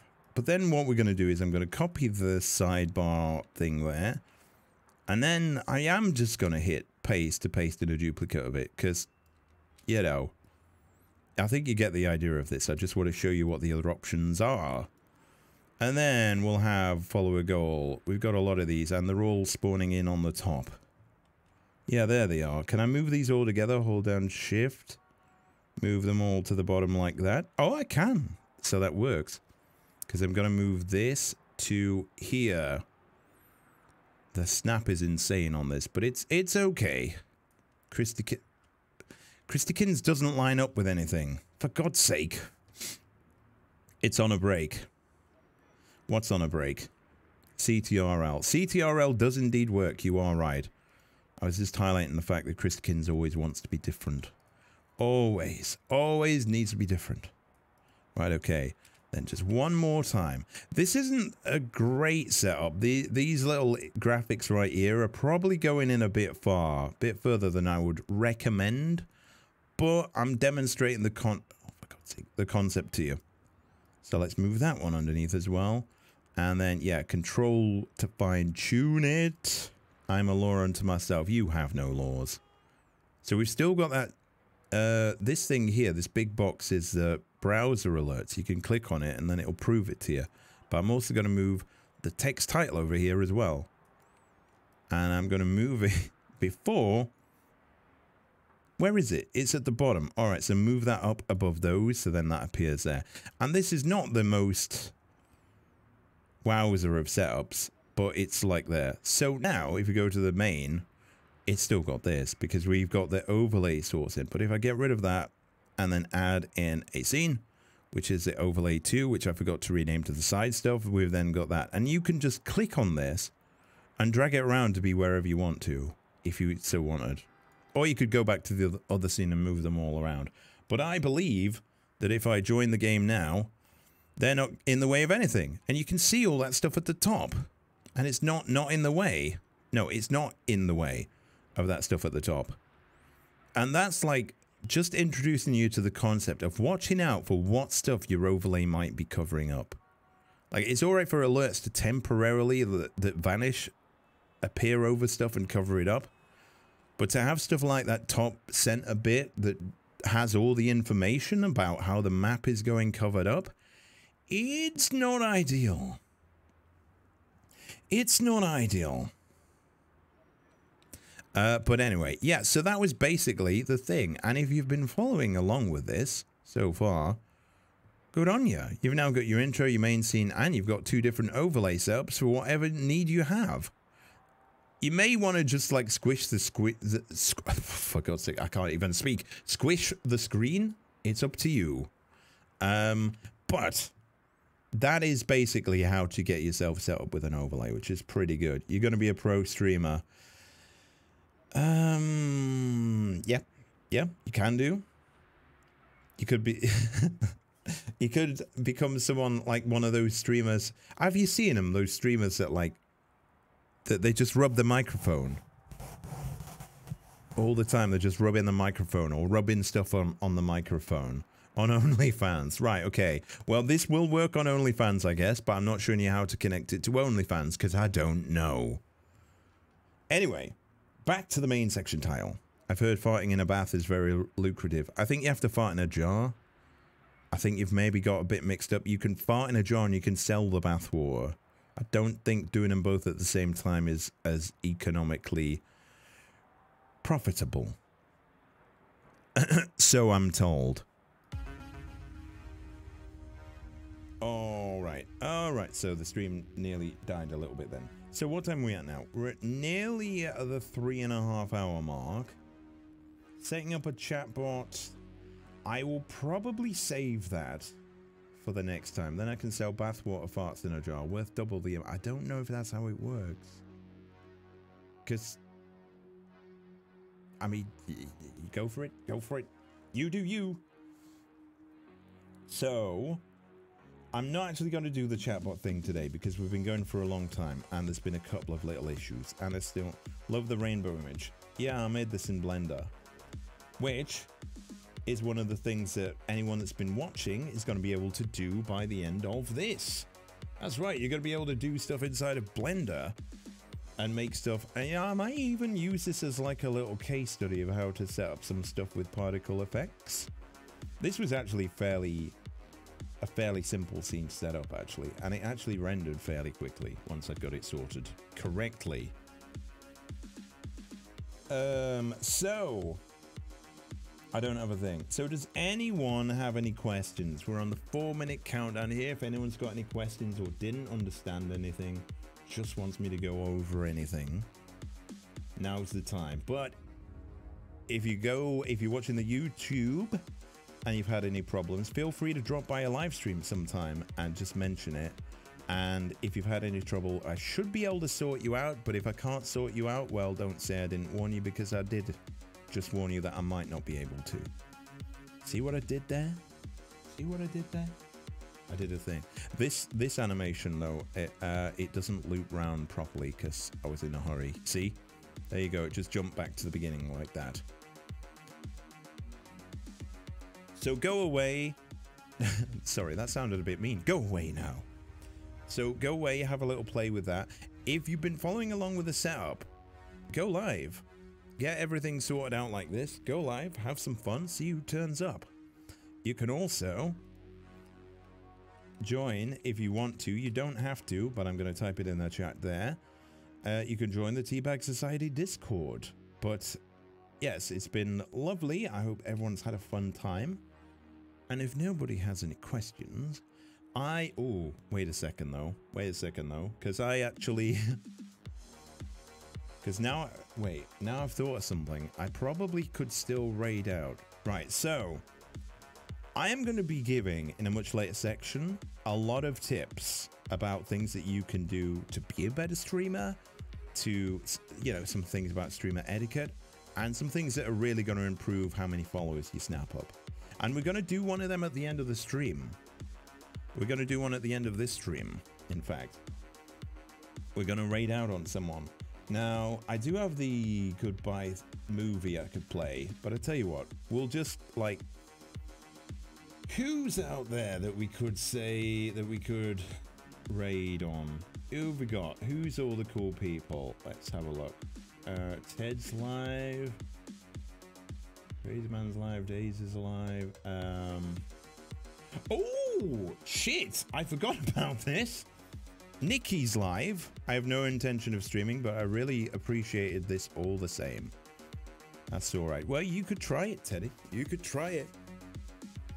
You don't have to be a professional. You could just try it just to do it. But what we're going to do is we're going to raid out now. I've just remembered Nikki is live and he is having... He's having the giveaway, actually, so you could win a copy of a Steam gift card voucher on his Steam. He's doing the giveaway in 10 minutes, actually. Might just go for a 24 hours. Yeah, that's not going to happen. Let's be honest, Teddy, you know that's not going to happen. Right, okay, so let's actually set up the raid. Why not?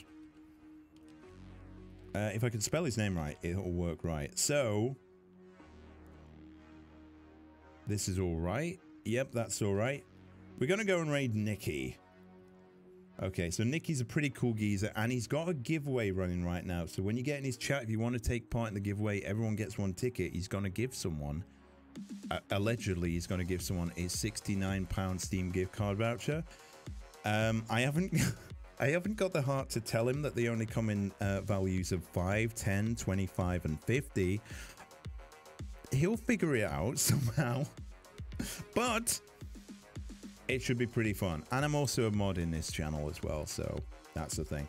So Thank you very much, everyone. I hope anyone watching on YouTube had a fun time. Leave a comment, like, or subscribe underneath the video if you found it really fun. I will be back doing this at 6 p.m. British summertime next week. It's gonna be funsies. So if you do have any problems, please come along and let me know, because I'm more likely to respond to them than anything else. He's got 8 minutes left on his thing. That's all right.